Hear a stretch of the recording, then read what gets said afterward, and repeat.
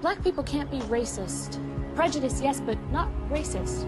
Racism describes a system of disadvantage based on race. Black people can't be racist since we don't stand to benefit from such a system. And this whole march adds drama to this total crime. It is known in the black community that most, not all, but most black people are racist toward white Americans. You say it's known. What do you mean? Where's your basis for that? They have been brainwashed over the last 50 years or so to believe that America is a racist society and that white folks are trying to hold them back. They told us we wouldn't get here. Now with those who said that we would get here only over their dead bodies. All the world today knows that we are here, that we are standing before the forces of power in the state of Alabama saying we ain't gonna let nobody turn us around. My father came to this country with nothing. He couldn't even speak the language. But he worked hard and he made a place for himself and his family. Now why can't you people do the same? Hey, my grandfather built this country, man! Let's talk about George Floyd. You said George Floyd's death was a terrible thing. Terrible. Why are African Americans still dying at the hands of law enforcement in this country?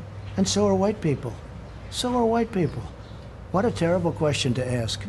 So are white people. More white people, by the way. More white people.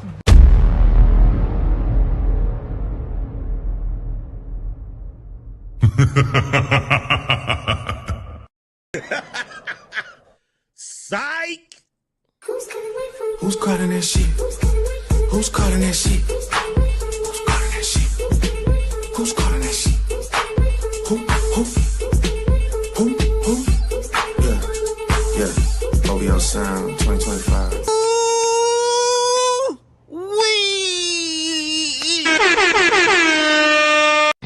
It's time to do.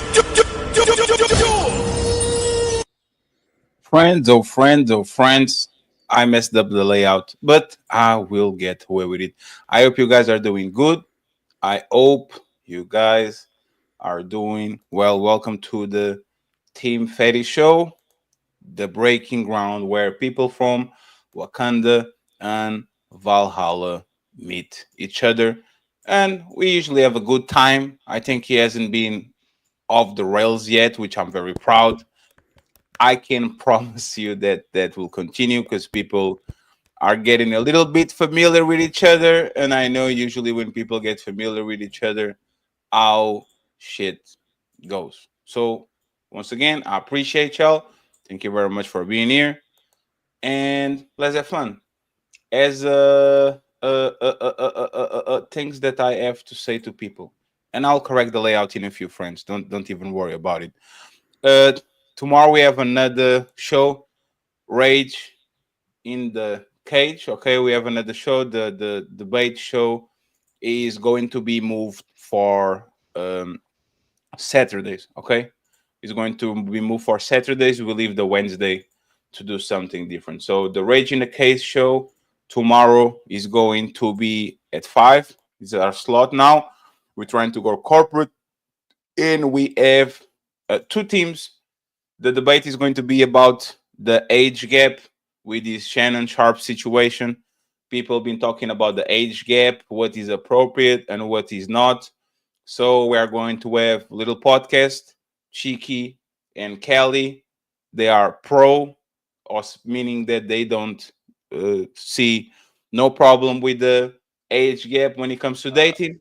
And then we're going to have Malaysia and HQ. They are against it, so we're going to have fun. Do you want to say something, Black Dot? No, you kept Ghosty up there when you did the. Oh, because she's layers or she you can stop her. You just can opt to container. So Ghosty, hurry, flash the stream. You can't stop. Yeah. So that's the StreamYard. It's not my fault. But once again, I appreciate y'all. Tomorrow we're going to have fun. Today, Black conservatives and white liberals. We have a bunch of stereotypes that usually are connected to both sides. Is the Uncle Tom, the coon, is the woke from the other side. So we're going to have conversation about it, and we're going to try to understand each other. I hope so. I didn't want the people to kind of know the political connections that everybody kind of had or their sympathies, but Kelly ruined it by wearing her great Make America Great Again. So she's going to be the target of everybody. Please go ahead. Ironic. No, she's serious. Go ahead and target her because she took the fun out of it. And Flo State didn't wear the douchebag at the Limp Bizkit one. No, it's the Limp Bizkit one that you use from like that you do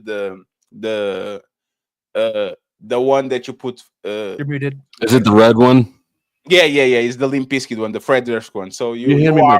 That. Here we go. The douchebag hat. So friends, I appreciate y'all being here. Thank you very much. I just want to thank to Mr. Music Man for gifting us the first Cash App of the day. He said untouchable. I appreciate you, sir. Thank you very much. Our goals today, 15 members and $150. And then we send everybody to Mr. Nino Nation, okay? $150 and 15 membership. So once again, I appreciate you, Leonard. I'll be reading the super chats in the middle and the Cash Apps in the middle too. So thank you very much. I believe that there's multiple so-called black leaders who believe that they are untouchable. The untouchable empire, baby. With that said, thank you very much to everybody on Kelly, Chris Lestrange, the Powder Dusty, Sean Antonio, and Mr. The Process. I appreciate y'all for watching the show. Please tag me in the title if you're streaming. You can stream until the end of the show. It's totally fine. I appreciate you. After you go to your YouTube studio. So other than that, I think we're going to have fun. So let me welcome my guest, Mr. John Henry. He is in the building. Good afternoon, everybody. Thank you very much. I appreciate you. Salute to you, sir. We have Chris Lestrange. He is in the building. Chris. Salute to you, sir. I appreciate you being here. We have the there was a stripper name was Full State, but now he uses is not a stripper anymore. He is the Powder Dusty. Officially, he's in the building. Who won't do that anymore? And this man, by the way, he gets flesh. Like somebody shows their titties on his show like once every 6 months. We need to understand why we don't get that type of treatment over here. So you are under investigation, okay, Flow State, because you can have all the titties and we have none. Okay. Did you see I got it again the other night? That's what they told me. Was like it was a rumor. I didn't see nothing on Twitter. That shit needs to be deleted and we put it on Twitter so we can analyze. That's what Rumble is for. Yeah, each titties. Yes. The reparations. Yes. So he said if there's a Rumble link, that's exactly what we're going to do. Shout out to my boy KRW he's in the building. Long time no see. And shout out to my boy JB Reacts. We're going to go after the show tomorrow to his show. I'm going to do a panel there. Okay. Process is in the building. So let's use it.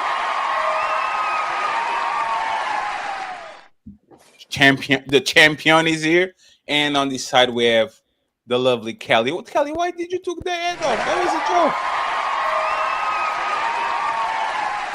joke. You have a beautiful voice, Kelly, but you're muted. Sorry, it does trigger people. Like they get so worked up. No, it doesn't. It's now he's not you, but we'll see. I'm just kidding.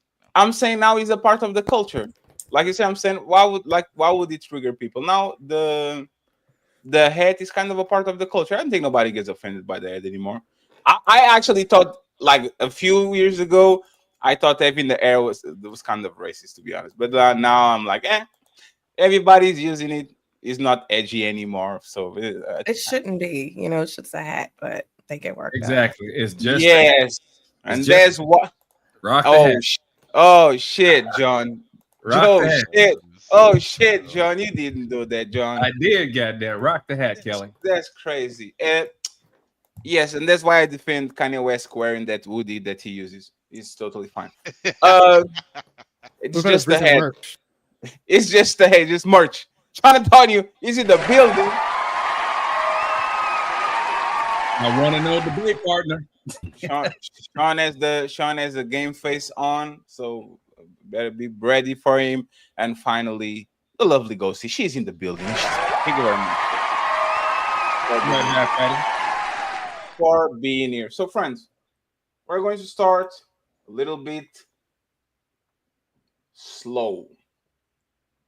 And I'm going to jump to question number 2. Once again, if you want to say something, please go ahead and super chat.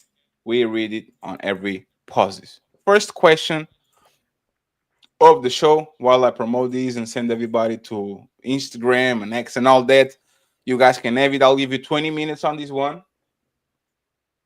Do black conservatives represent independent thinking, or are they political pawns for the right? I'm going to have Kelly and Ghosty, because of course ladies first, and then everybody can jump in. Okay, this is once again is it's not a debate show. We're having a conversation.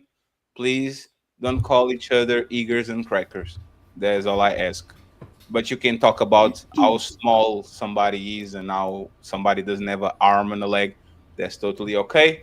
Let's keep it respectful and let's start the show. Everybody can jump in after they get the initial statement. Just go ahead and fit in where you. It's time to do.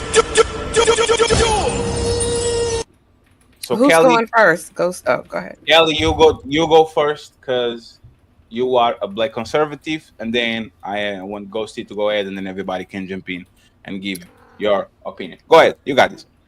So I'm not just saying this because I am a black conservative. I do feel like you do have to be an independent thinker to be a black conservative, because most black people are not conservative. I mean, if we look at statistics, majority of black voters do vote the Democratic Party. They don't vote Republican. And if you are going to be a black conservative, you better know your stuff. You have to be able to explain why you vote the way you vote, because you're going to be asked. And especially if you live in a blue state, like I live in a blue state, like it just goes against the grain. So yes, you have to be an independent thinker because you're going against the masses. So the question is, do black conservatives represent independent thinking, or are they political pawns for the right? So you agree with the first, you disagree with the second one, right? I disagree with the second because I don't see how they are being the pawn. I mean, the Trump administration has never given me any money. So the only reason, for me, the only reason why I'm a conservative is because of my values. Now, do I think that there are some black conservatives that are grifters? Absolutely. Absolutely. But I think most black people that vote conservative, they're not social media content creators. They're not getting any type of financial benefit. Like most of my friends in real life that are black that voted Trump, they're not on the internet. They just voted Trump. They mind their business. Most people don't even know that they voted Trump. So overall, yeah. Do you think Candace Owens is a grifter, or she actually is? She's the thing that you talk about. Okay. So honestly, I don't think she's a grifter, but I could see how some people may think that, because when she first garnered popularity, she wasn't always a conservative. Like, she was known, and a lot of people don't know this, she had created this website, or was affiliated with this website. It was called what was it, social butterfly or something, that was used kind of for doxing, which is more of a leftist type thing. But when not necessarily, they could call it fascist also. Okay, sure, fascist, sure. And when I said it, I wasn't trying to, I'm not trying to offend, people that vote on the left. I'm just, that's everybody has a right to be offended, and everybody has a right to offend people. True that. But in that statement, I really wasn't. Yes, but so with her, and the reason why I'm not gonna say I don't agree with this woman on every single thing, but she has been since she gained popularity, she has been consistent on her conservative views. And the only thing that I think people may think that she's a liberal on, which I don't even agree with, because I think most people feel this way, is on the whole Gaza situation. That's something that the right and the left have something in common. Now, are there some people on the left? Are there some people on the right that are pro-Israel or pro-whatever? Yes, but in my circles, the conservatives I speak with, we all look at it as a G side. I don't know if you would say that on here, here. So that's the one. So for me, I think her values, for the most part, I would consider her far right. And since she's been consistent, I can't say she's a grifter. Let me just stop the clock real quick, just to introduce a little bit of evidence. I don't see eye to eye with Candace Owens, but now that I know she has a fat ass, I already told this, she is a good person. She's a great person in the planet. She does pretty well. I was not aware that she had assets going on. So my view of her on her politics changed completely. This woman believes in what she says. She says what she believes. And thank you very much, Candace, for showing us the true way, the way, just the political way. I believe her. Can I add to this before we move on to asking everyone a question? Yes. After Ghosty goes, you can. Everybody can pick up the rock. Okay. Yeah, Candace is 100% a grifter. Like, just fucking 100%. But besides that, and well, to add on to that, I think she, in particular, is definitely being used as a political pawn. She might have had some independent ideas, maybe like a couple years ago, but now I don't think anything is an original thought in there anymore. As for the whole question, I mean, I don't know. And by the way, let me just say one thing. White people can say without, like, usually the white liberals are very careful with not being looked as racist. I wouldn't look as racist if you guys called Jordan Lee Peterson a pawn, right? So you just have free range to go ahead and just say what you need to say. People on the side of the internet are mature. We're not going to weaponize this against you, okay? Go ahead and be racist, Ghosty. Well, I mean, okay, even if you look at her like whole the Daily Wire situation, like all those people complain about like DEI and shit, but as soon as she had like I mean, Ben Shapiro's Jewish or whatever, and she went super fucking Nazi, and so they like got rid of her, obviously. But she said it was anti-Semitic. What? What did she say that was anti-Semitic? I don't have like quotes off the top of my head, but she went super Nazi, and you can't think of one thing that she said that was anti-Semitic. Off the top of my head, that's no, quite but a claim to be Quite an unsupported. accusation. You gotta have to, yeah. She Did she did the Roman salute like the Melon us? Did you also know that she worked for Dennis Prager, which was another Jewish person? So that doesn't mean anything. How does it not mean anything if she worked for two known Jewish people, two Zionists, and then she went full on Nazi? So I'm just saying, if she went full on Nazi, I could work for black people and still be racist. Like that doesn't and you have to say something or do something, and you can't give one example. And let me be clear, I didn't know we were going to be talking about Candace Owens. I didn't. You just made a very bold claim. See, let me save her. I'll save you, White Queen. I think is a bold statement because Kanye is going full Nazi, right? Kanye is the chain with the swastika, like all like the shenanigans. I'll say Candace Owens is kind of a token, but she didn't win there. And the thing is, like Ghosty said, most of us, if we work on the entertainment industry, we're going to work for Jews. That doesn't mean we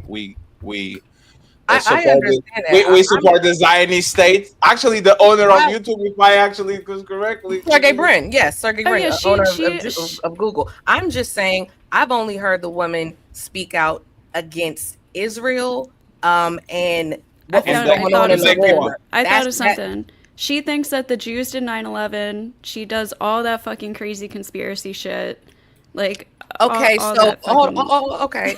So a Jewish man did not own both towers. And by the way, friends, just one second. Larry didn't own both towers. Friends, one second. The day in September is a no-go on YouTube. Absolutely. Oh, okay. Sorry. Yeah, so you guys can do all the rest. I can allow it. The day in September, we're talking 20 years when they declassified the things. Okay. That goes up a little bit. Also, like you mentioned Kanye West, I'm pretty sure like she defended him a lot when he was like getting a shit for his anti-Semitic comment. 100%. She was wearing his shirts. I remember it was Black Lives Matter and Kanye White Lives Matter shirt. The White Lives Matter shirts. Yes. She did not condemn Kanye because that's her friend, but I don't see how that. No. She was wearing those. She went to. No. She wore a White Lives Matter shirt. They were saying that she's full on schnazi because she did not condemn Kanye West when. Well, I think she went beyond not condemning. I think she dismissed criticism against him and stuff. Which, if that's her point, it's okay. But this just point went to one direction. It seems like it's a reach to me.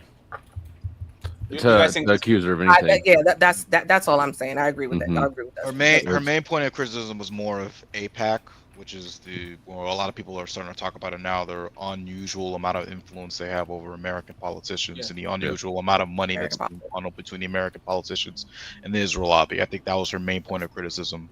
So I don't. Which is valid, I think. Yeah, that's a valid criticism. If you have any sort of foreign nation that's putting a lot more assets or a lot more money into the pockets of politicians, I think that raises any sort of questions from anybody, no matter which nation it is, friendly or adversarial.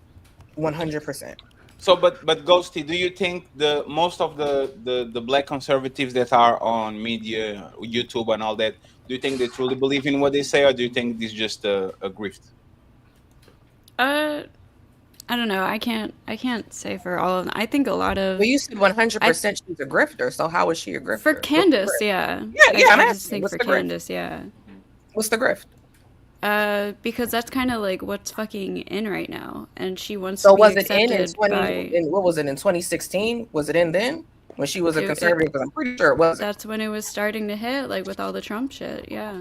Okay, so 8% of black people voting for Trump, that was the rage then. That is that what you're saying? That was definitely one for a black conservative in media. That was definitely.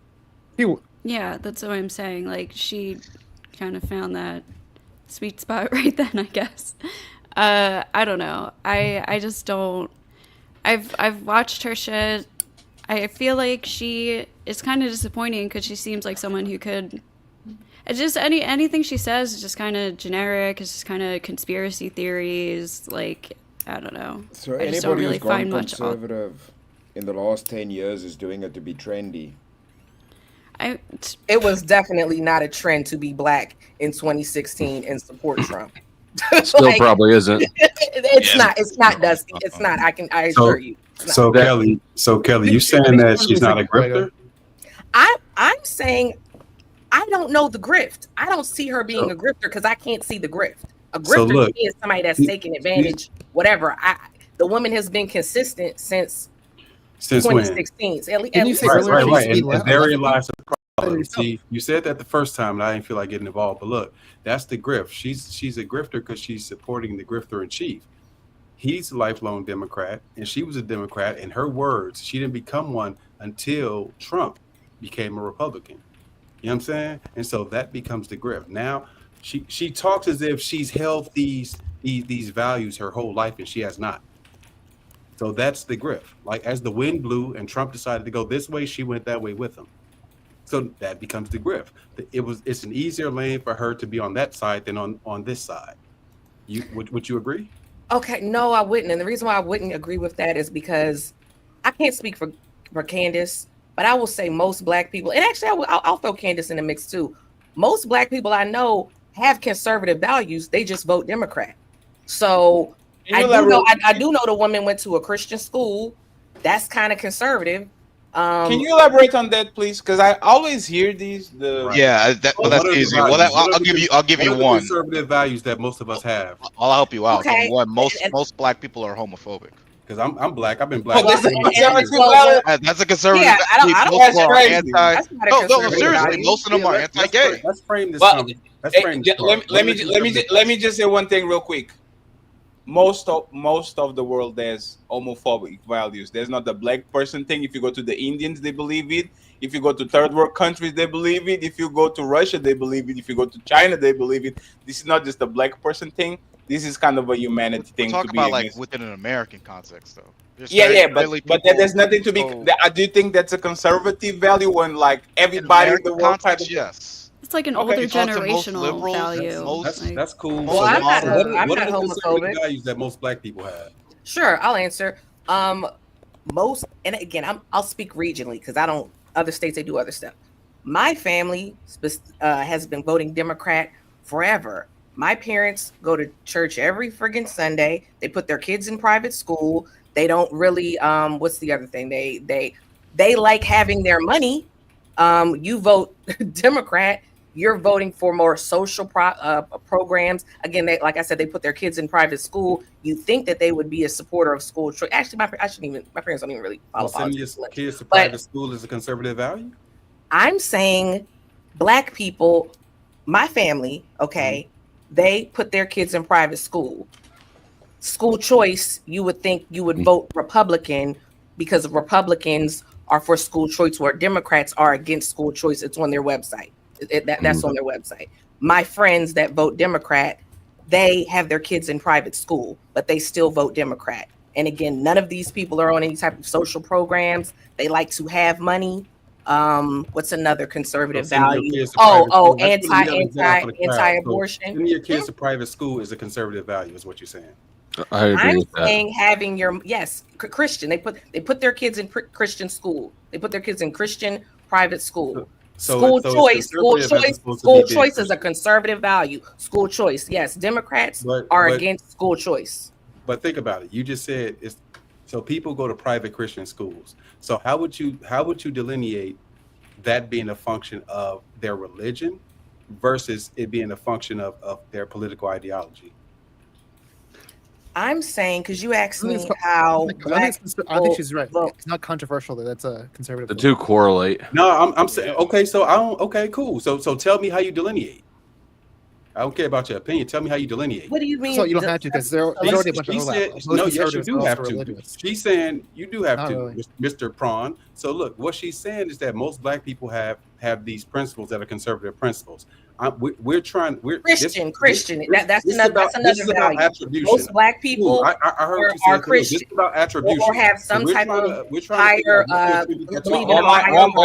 One mic, friends. One mic, and friends. We have time, so no need to overtalk. Go ahead. So look.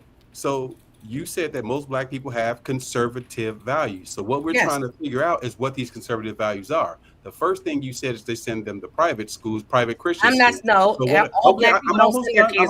I'm giving you an answer. Most black people do not send their kids to private school, but most black people are Christian or Muslim, have they believe in a higher power. Okay, another conservative value that black people hold is. Now you want to give the full answer and not let me say anything? Okay, so look. Ask me the question. You asked me. You said to me. It's fine. What conservative values do black people have? And I'm answering. Iso, it's fine. Kelly, did you fully answer this question, or you still want to go? He asked me the question. No, it's fine. I'm asking. I'm moderating. Do you want, you still want to go further, or you pass the microphone? Well, I don't know. Do you have a follow-up? Go ahead, Sean. Okay, cool. So look, so you said that most black people have conservative values. My initial question was, what are conservative values? And I can answer that. I'm relaxed, please. I'm relaxed. You asked me the question. I was going to answer your question. But everybody stop. Kelly, that's what I was doing. I said, finish your point. Yes, and I said I would love to answer. You became quiet. Finish your point. So we can rebuttal. It's fine. Finish your point then. Go ahead. Okay. Most black people that I know believe marriage is between a man and a woman. Most black people believe that there are two genders, men and women. Most black people, conservative values, again, we're talking conservative values. A lot of them Christian believe in a higher power. Okay, whether it's Muslim, Christianity, something like that. So again, that to me, those are conservative values. Like, this isn't complicated. Like those are conservative values that most black people have. It's not, most black people are religious. Religious people are conservative. Yes. I mean, hold on. They don't vote that way, but most black people have those conservative values. Now Sean to make a point. We can't be doing that. The man was patiently waiting. I asked y'all to finish the point. He has the chance to rebuttal. Nobody interrupting. Go ahead, Sean. All right. So look, you just said four things. You talked about school, with private schools. Technically, you said Christian schools. You talked about believing in marriage between men and women, and you talked about believing in two genders. You talked about religion. So let's start at schools. Are you saying that sending your kids to a private Christian school, how do you delineate that between that being a function of religion versus a function of political belief? I do not believe most black people send their kids to private school. So let me make that clear, because clearly they don't. Most people send their kids to public school. But the black people that I know, they put their kids in private school. And the reason why I bring that up is because school choice is a conservative thing that is a part of the Republican platform, the conservative platform. It's not on the Democratic side. So I'm from Chicago. So if I don't want my kid to go to a violent school and I put them in a different school, does that mean that I'm conservative now, or that I want my kid to be safe? Which one? It does, of course not. It means you put your kid in it doesn't mean that you are conservative or whatever. No. Exactly, right. So the two things are correlated. Your problem, correlation and causation are two different things. I know. So look. So once again, Let me address this. I brought it. Hold on, Sean. I brought it up. Let me finish because No. There's no let. He was talking. I stopped talking.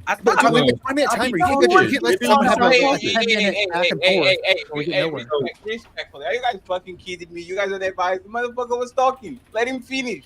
I said, Kelly, fall back. And you know what's funny? I will give him 10. I will give y'all 10 more minutes because everybody's froggy.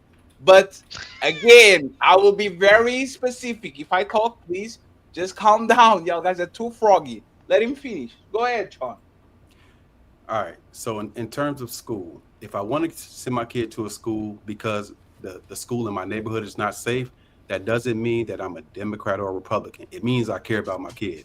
If I want to send my kid to a school that's a Christian school, so I'm Muslim. So let me say that. So if I want to send my kid to a school that's based on Islam, then that doesn't have anything to do with religion. I may not give a shit about religion. It means I want my kid to be brought up in a certain way with certain principles. It doesn't mean that it has anything to do with politics. Okay. She said, and I'm going to explain why it does.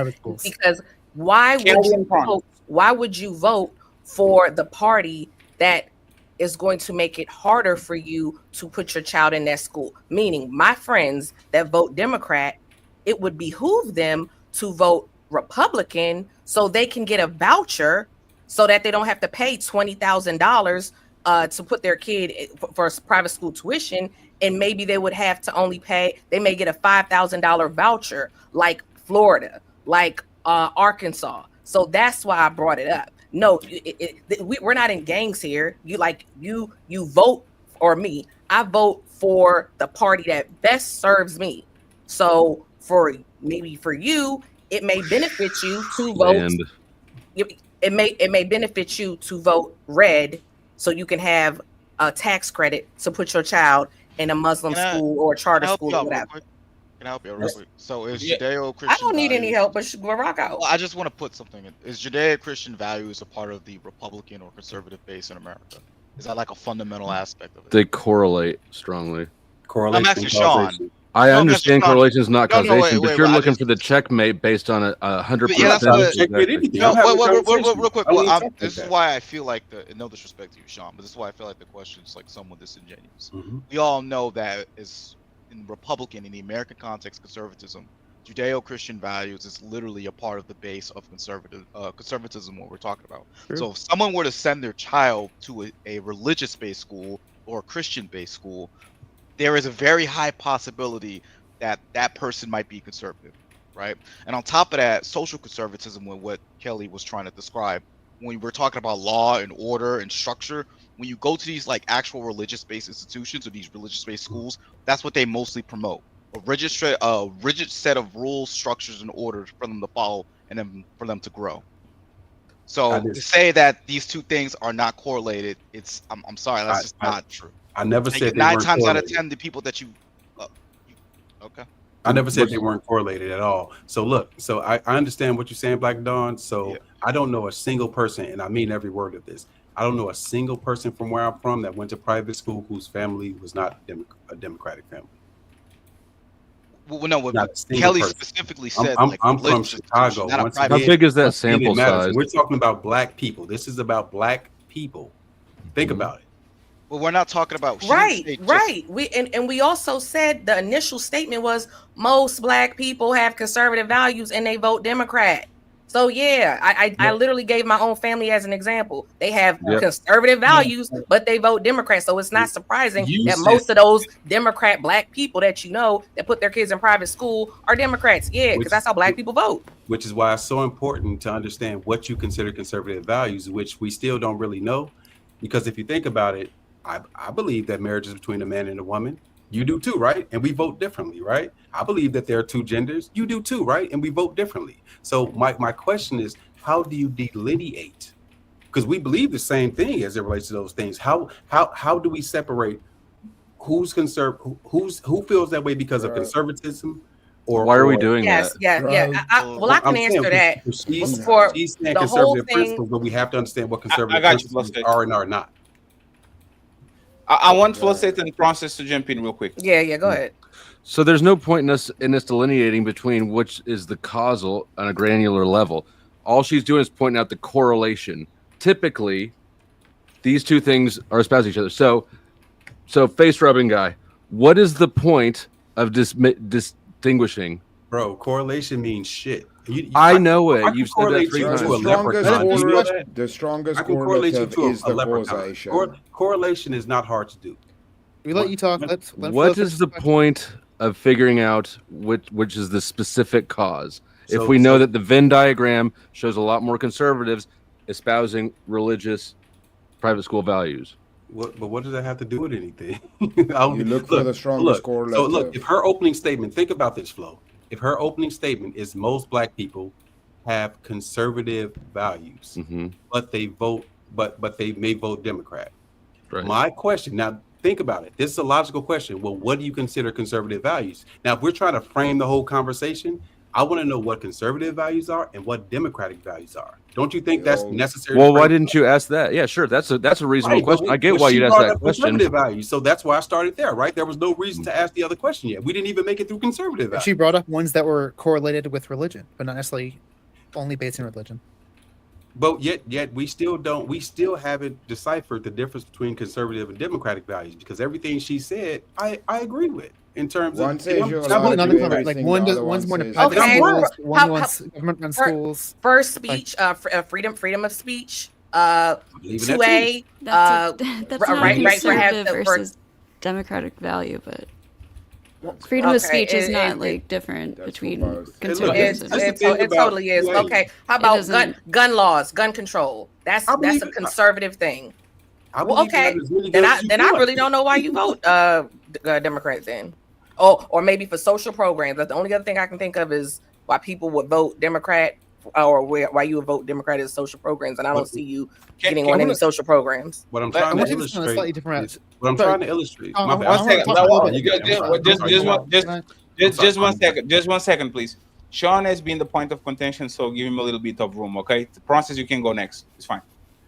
What I'm trying to say is that there's a spectrum for us, and a lot of us really now we know about a Gaussian curve, a Gaussian bell, is that most things exist in the middle. For some reason, all of these conversations are about the outer extremities, and most things don't exist there, as represented by the low amount of black people who voted Republican. So I'm an independent technically, but I vote Democratic a lot of times.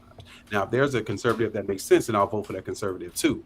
But my point is that what you're saying can lie on either side of the democratic spectrum.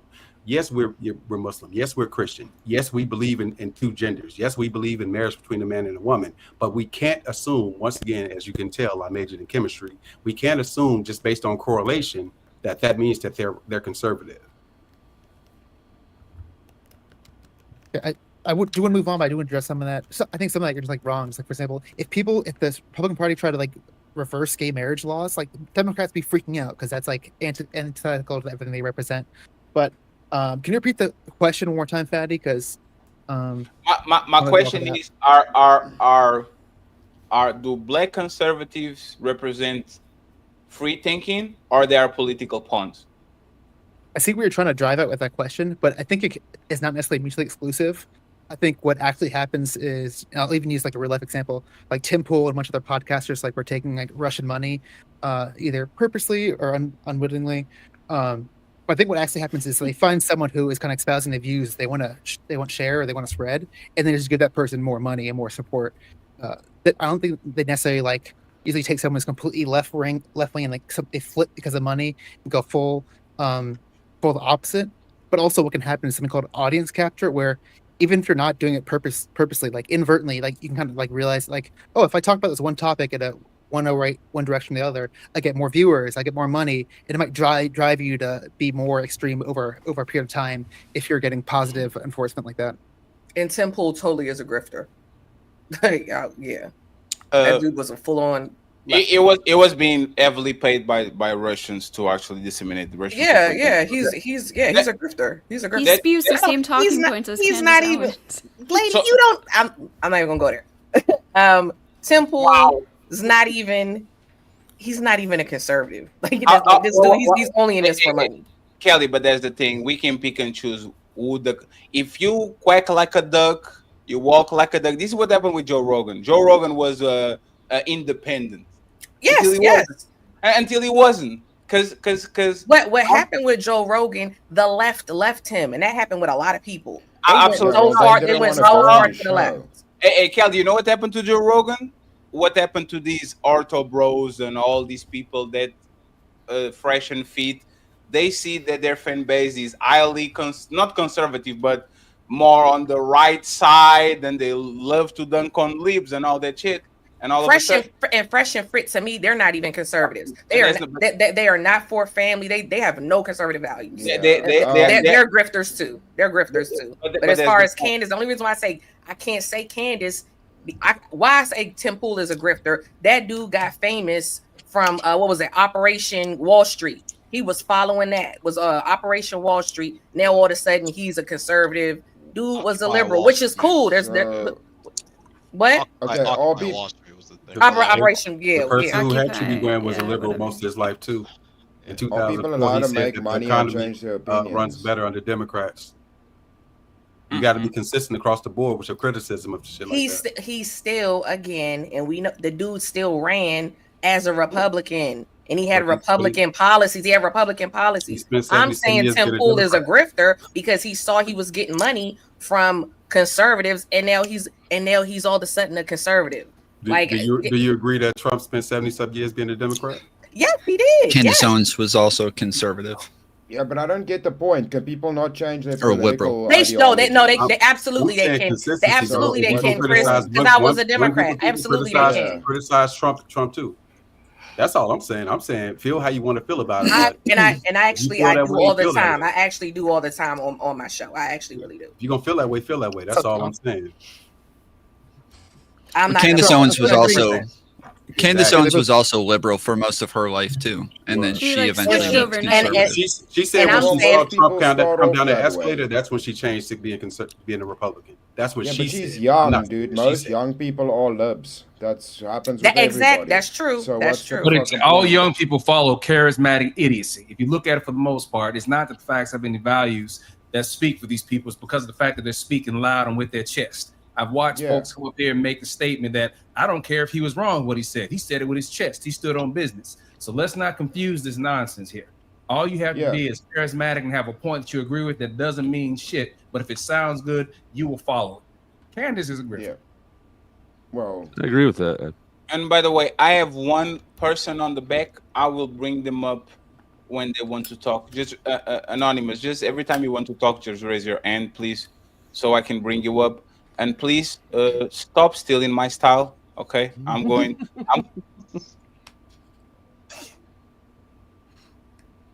Come on, man. You can't. White T-shirt. You can't. What the hell? What is what's going on? Power struggle.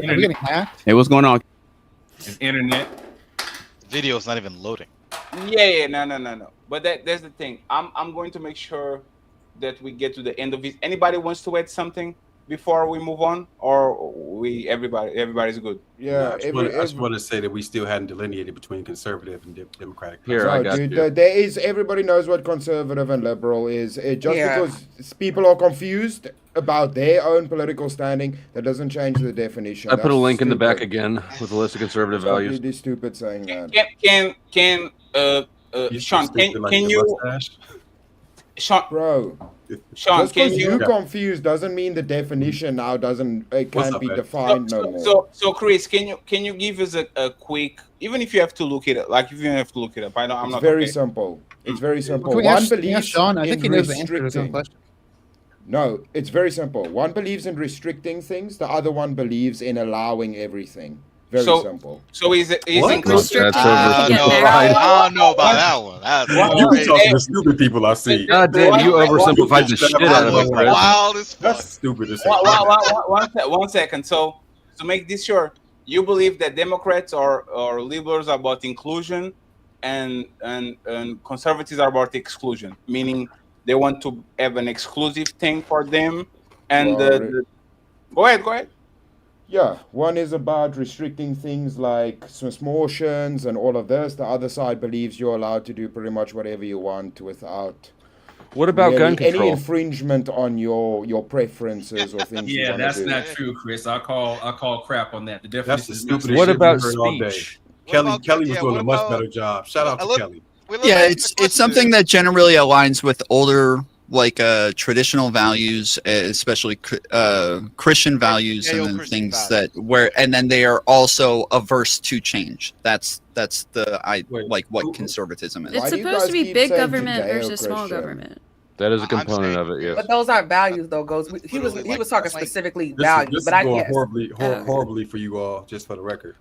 You're the one who doesn't know what a conservative value is. Dude, you're the one that's confused about it, asking bro. y'all. You hear what your man just said? You hear what Dr. We've answered Strange your question. said? Yeah, no, I know. Chris Yeah. didn't do good either. Chris didn't do good either. I gave a quick I'm not explanation. convinced I that could Sean define doesn't it know what a more conservative if I value need is. I to. think Sean's just You trying to be wanted an anchor in the laugh. mud. You was embarrassed when Dr. Strange said that weird shit. I saw your face, Flo. Yeah, no, he said some weird shit, but you know what a fucking conservative value is. You're just being an anchor in the He mud. knows, bro. He's Hey, just being Flo, obtuse. we try to Can define it for the crowd, Flo. Can I I just understand his point. Can I just make a statement? I don't understand how putting kids on private colleges is a conservative thing. No, it's a rich people thing. Like, it's, without the respect, everybody is progressive, and even like the people that are on the progressive side, they want safety. They want their kids to have the highest education, the best education possible. They want to have the best lifestyle. So it went in with the religion, right? Exactly. It went in with no, the religious aspect. That's why and even really, you will be surprised the amount of people that actually are on the left and are religious because they don't, especially Christianity, because they don't have to follow shit. But those are outliers. But those are outliers. Those are outliers. Kelly, do you know, Kelly? I'm going to snitch on me, right? I watch porn on X. I like amateur. I don't like the overproduced shit, right? You know the amount of women that are getting smashed on with the chain with the cross on, like with the gold cross on, like it's regular. I want the God-fearing man. All of these women are saying this shit right now, and you know they are not conservative. That's not like, you see what I'm saying? So I don't. This was the initial statement. We all know religion, faith. That is a conservative value. Like, I don't know why people are trying to act like it's not. Like, we know this what it is. Kelly, let's just let it go. Yeah, just, I am. Just cut the cord on that one. It's not worth. It's not worth being bogged down. Because the chat knows. Chat knows too. Chat knows. Patty, last word if I can on this. What we're doing? Let me get John and process real quick. Go ahead. Like I was going to say, so Chris was way off and wrong. All right, on all sorts of it. The fact is, conservative, a person who is averse to change and holds traditional values. That is the definition, Chris. Yes. Progressive, a person advocating or implementing social reform or new liberal ideas. It matches nothing you said, Chris. That's all I want to say. Okay, one keeping stuff the same and the other one allowing all the shit. That's just defining it a little bit better. That is your narrative propped up by your opinion. That's not what it Dude, says. I gave a one sentence answer because the dude at the top was confused. So this is the same defined definition. So this is what actually is, and Black, don't stop flexing your bicep on camera, sir. What? This is. He got that light behind it, just like yeah. Oh my! Just hanging out like this on accident. You gotta get the right angles, you know. So progressive, I would say this, right? Conservative means that you want to uphold traditional values and you want to keep the status quo, and progressive means that you think that a lot of things that are traditional that don't work, so you want to apply a different formula so we can actually move along. That's usually what most things are. So one is somebody that wants to. You said progressive, which is like far left. So maybe you just say progressive is not the Democrat Party, is the Bernie Sanders side of the town, and right. So I'm saying is not. We're not talking about Green a Party. person like a person like Don Lemon. He's not a progressive, just a corporate Democrat, right? But go ahead. You guys let me back up Chris a little bit because I don't think that is the best definition, but I wish Sean would just like kind of tell us what he's like trying to get at with like his just make a point. Dude, I'm gonna assume what you're trying to say. Please. I'm gonna say He's trying to say I'm just because you send your kids to these schools and stuff doesn't mean that's necessarily well, a I thought- conservative I said plainly, value. Ghost, right? Didn't I? I'm almost on that. Are you trying to say like the current administration is not living by conservative values? Is that what you're trying to illustrate? So what are the? Wait. Say that again. God damn it, yes. Now you're talking. Now you're talking. God What damn you it, say? yes. The current What you say administration is about not current living by their administration? values. You Because I said, feel like are this, they I living feel by like family I'm values? hoping that's the point you're trying to get at, because I'm like just repeating this question over and over again is a little frustrating. Are you trying to point at, or if not, hopefully you are, that the current administration is not really living by those conservative values? Like they're, someone said, small government, big government. They're acting pretty large. They're like taking a big hand in things these days. I'll answer like this. Do you think that Donald Trump has values in general? No. Hold on. You have conservative values. No, because then we're moving, Sean. Since you said you have conservative values and you don't vote Republican, why don't you bring back those explain to us? goalposts? I'm not talking to you. Yes. Relax. I'm not talking Oh, you're not talking to me. You're talking to me. We're on the same show, brother. We're on the same show. We all talking to each other. So look, so this man asked me a question. I retort, but then you answer. How does that make sense, Kelly? That's how a panel works, right? Thank you. One second. We are not going to have the conversation about the conversation. Actually, going to clear it out. Donald Trump is everything. Meta, bro. Donald Trump is everything but conservative. Literally. That man has nothing to do with conservative. Zero. He doesn't. Hey, you ask him about what his favorite Bible verse, he can quote you one. He fucks porn stars. He lives the I life. Yes, I thought we were talking about conservative values. No. That's what we were talking about. That's what we were talking about. One second. Please, 1 second. And this is why I don't want to bring Trump in the conversation, because people don't support Trump because he's conservative.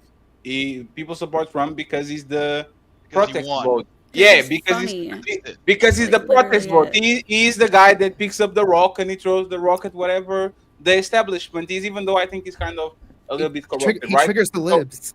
Yes, so I would like you to either leave Trump out of the conversation, but if you're going to talk about him, please don't pretend that the man is conservative, because he's like saying that Joe Biden is a progressive. He's not.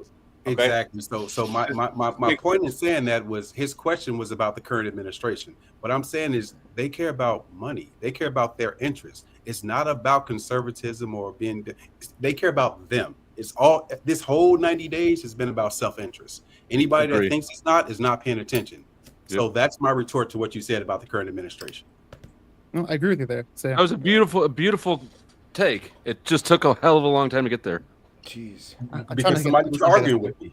Hey, and by the way, I kind of restrained Sean on the first episode of this shit. I'm not restraining people anymore, okay? So if you keep throwing rocks, I'll let you guys kind of figure it out, whatever you have going on, okay? Now, Fatty, is that corporate? What is that? What is that corporate, Fatty? Shut up, John. No. I am corporate because I have nothing to do with that. There's grown people try to fight each other, so I totally fine with that. Okay. Just wanted to make sure we got that. I'm just letting it flow. Let me just bring Anonymous Base real quick. He's going to do a 2-minute statement, and then we go back to the next topic, because this one is actually like officially the start of the conversation. I'll just read the super chats in the middle. There's 236 people watching in all platforms. Please support the content creator that is what. Like, if you're watching the show, I know actually Pronces and Tom Foolery actually have more. So please, if you're watching the show, sorry, I'm talking to my roommate right now. 1 second. Yeah, don't worry about it. Please go ahead and show some support. Show some support. The next question is going to be: are liberals really promoting inclusion, or just plain token politics with people of color? But for now, I'm going to drop myself for like 2 minutes because I have to go to the restroom. Let Mr. Based, Anonymous Based, tell exactly what he wants to tell. I think it's internet shit. Mm-hmm. Hey, Base, when you hear 5, say pineapple, okay? Hey, what's going on? Can y'all hear me? 2, yes. Yeah. 1, Yes. 2, 3, 4, 5. He did instructions out. Base, when you hear the word 5, the number 5, say pineapple. 1, He's 2, got your 3. look. 1, 2, 3, 4, 5. Damn. He's freezing. Base, let's try. When you hear the number Yeah, what's 5, up? say pineapple. 1, 2, 3, 4, 5. All right. What the pineapple? Yeah, He's on a DD, bro. Is he on the first time he asked the question, or is he on the third time right now? Fuck knows, dude. He might be on the moon with that leg. Wait, let me try one more time, guys. When you hear the number 5, say pineapple. 1, 2, 3, 4, Okay. 5. Pineapple. Sing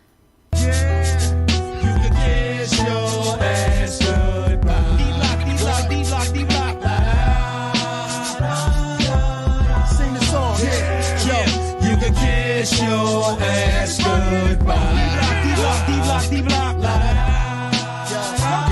It's that shit that Buddy had that PCS Metro. That shit was good. Sorry, I'm back. Sorry about that. Damn. Hey Kelly, you gonna follow me on Instagram?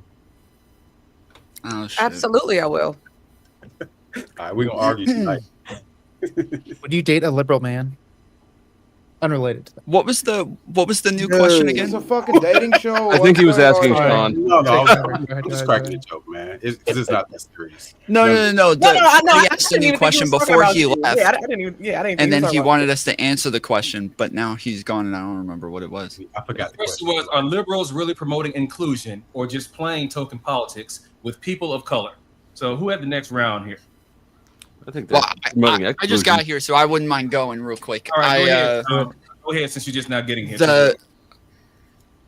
I do think that there's like a thing on the left or with Democrats where sometimes they'll overly do this like I'm an ally bullshit, and I think it's probably more with like progressives than it is with liberals. But I personally like I last couple shows I was on, we were talking about the fact that I believe in systemic racism, that I do think there are like ways of oppressing people through government and all sorts of other structures, but I'm not a fucking ally. I like fuck being an ally. I'm not an ally. I think that like everybody does better. I do better. I'm fucking selfish as fuck. I want my life to be better. I want the people around me to be better. I want my family, my friends to be better. I'm not an ally with a bunch of other people. I just want them to do better because everybody does better the more people who do better. And so I believe in these things and I would want to fix those things just because I want more people to be I want more people to benefit within this country so that all of us benefit more from that as well. Basically, what you're saying is that you recognize that it doesn't exist as far as allying yourself with progressive side, but you're saying that you may not be an ally, but you recognize that the issues that are being discussed do exist. Is that a better way to put it? No, I mean more so like if you call me like a black ally, trans ally, LGBTQ ally, like I'm not any of these allies. I'm not an ally with any of them. I'm not like any of those things. I just want to benefit as many people as possible. And that's pretty much what I'm saying if I'm talking past you. But yes, I'm acknowledging that you were saying that I'm not an ally, but I recognize that these issues do exist. All right. Yes. Copy. Anybody else want to add on to that? Yeah, I don't think liberals are, well, more specifically, I guess Democrats are not allies. I think they're kind of just doing the whole dog and pony show. I think a lot of them are full of shit. The reason why I think a lot of them are full of shit is because they refuse or they're too much cowards or pussies to actually address the top 3 major issues that actually do affect the black community. 1 is poor education. 2, single fatherhood households. And 3, shit, I forgot the third one. But those are the top 2 ones that they refuse to address. And they can't do it because they don't have any balls. So what they want to do is they want to pivot some other bullshit like intersectionality that has absolutely nothing to do with the black community. And most people in the black community don't even care about intersectionality. So no, I think the third one is the wealth gap. Wait, time. To say that Democrats don't care about education, I think is... Ghosty. Folks, fall back for a minute. Go ahead, Black Don. Finish reiterating what you're saying about the first part about blacks not caring about education, if you could, please, before Ghosty goes next. You said you had 3 things, but you only remember 2. Well, no, I said that Democrats. He forgot number 3. Yeah. No, I think the Democrats. I think the third one is the wealth gap, right? I'm trying to help you out, Black Don, because that's usually what people say. I don't know. I forgot the second one. I mean the third one. No, you said the fathers in the household. You said education. Yeah, father household. And and I'm thinking poor education rates within the Black community. Yeah, what was the third one though? You said you didn't say it, but I assumed it was the wealth. You forgot it. Later. Okay, I forgot. But those are the ones that they just refuse to address openly and honestly, and they will never actually do. It's just the I don't believe anything that you're saying right there. That sounds like a speculation you yourself. Give an example of who doesn't. Who doesn't? Yeah, you're just saying, well, they don't. Who is they? What do you mean? Talking about the party. I specifically said the Democratic Party. Democrats have been asking to spend more federal money towards education forever. Republicans are the ones that don't want to put money into education. Now they're dismantling the Department of Education and all this shit. Are you joking? Are you fucking joking? You effing joking? Are you cannot even as much money as we dumped into the failing public school system. Everybody, please, a little bit of silence. The ladies are talking. Okay, ladies first. What's your evidence that Republicans have been asking for more funding for public education than you Democrats? know how much money? First of all, do you know how much money America spends in federal funding for schools, and the kids are a super small percentage, and Democrats have been. It's not a super small percentage. It's not. We spend. I want to say it's like we're 22nd country, and as much money that goes into schools, and we're ranked like 33rd. We spend a lot of money towards education, a lot of money, and we don't have the results.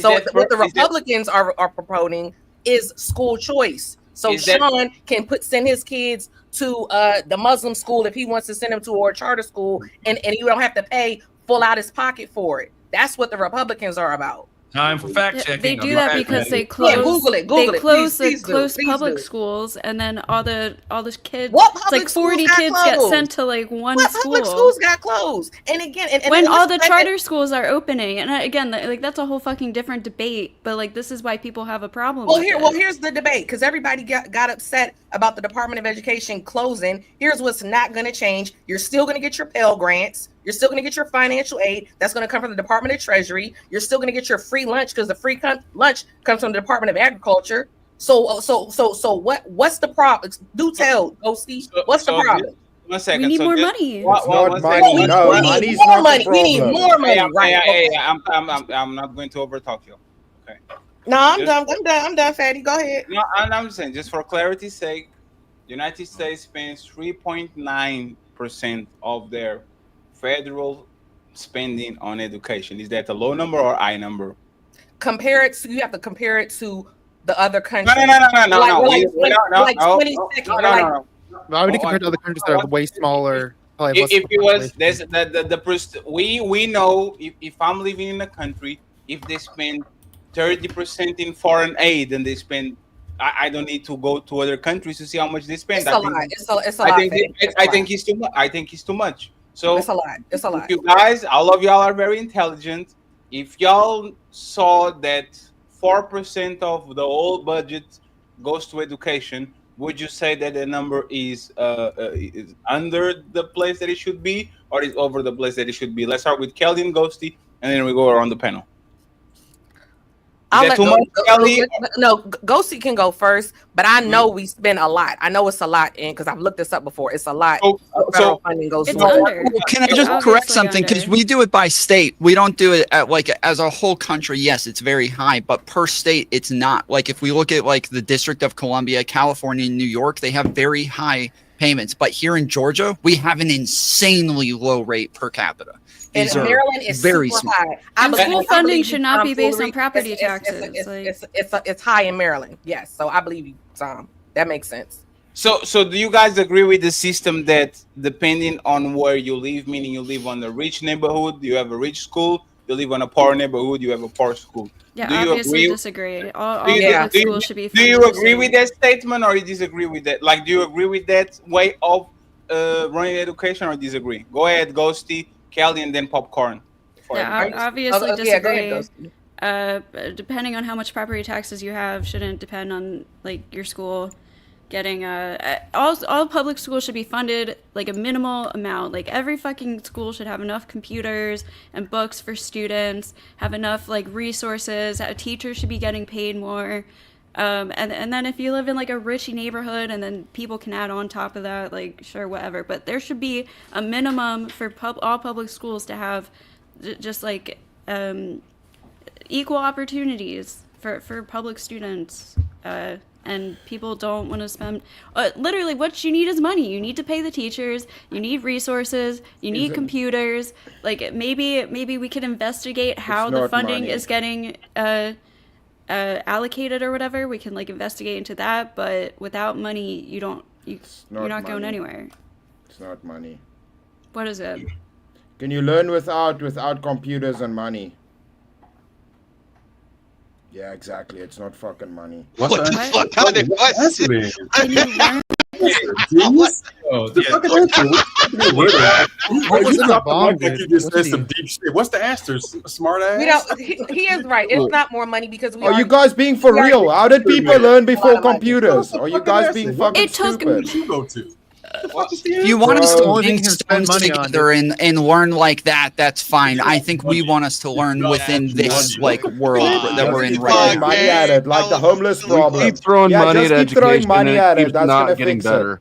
it. You know what would fix the homeless problem? The education system. No, it fucking wouldn't. No, There are just homeless keep throwing people money who at it. can't That's fix themselves who gonna just want to be fix it. homeless. That's There It are. might help. Just keep throwing money at the problem. Hey, just one second. Hey, Chris, do you think a kid that has to go to a library to read books and a kid that has an iPad, do you think there's an unfair advantage to the kid that has an iPad? Do you know what the difference is? Who's incentivized to learn, Fatty? Who wants to learn? It depends on which person wants to learn. Hey, Chris, everything equal. I can incentivize both kids to learn, and they actually want to learn. One kid that's from 9 a.m. to 5 p.m. to go to a library, sit. He has to go through books. So every time he wants to get a book, it's 20 minutes of search and all that. The other kid has an iPad with ChatGPT, with Gemini, with Iron Man suits, with just because I want to fight the kid at the library. Okay, so that's refute me. The kid at the library. Let's see if you guys can refute me on that. Okay.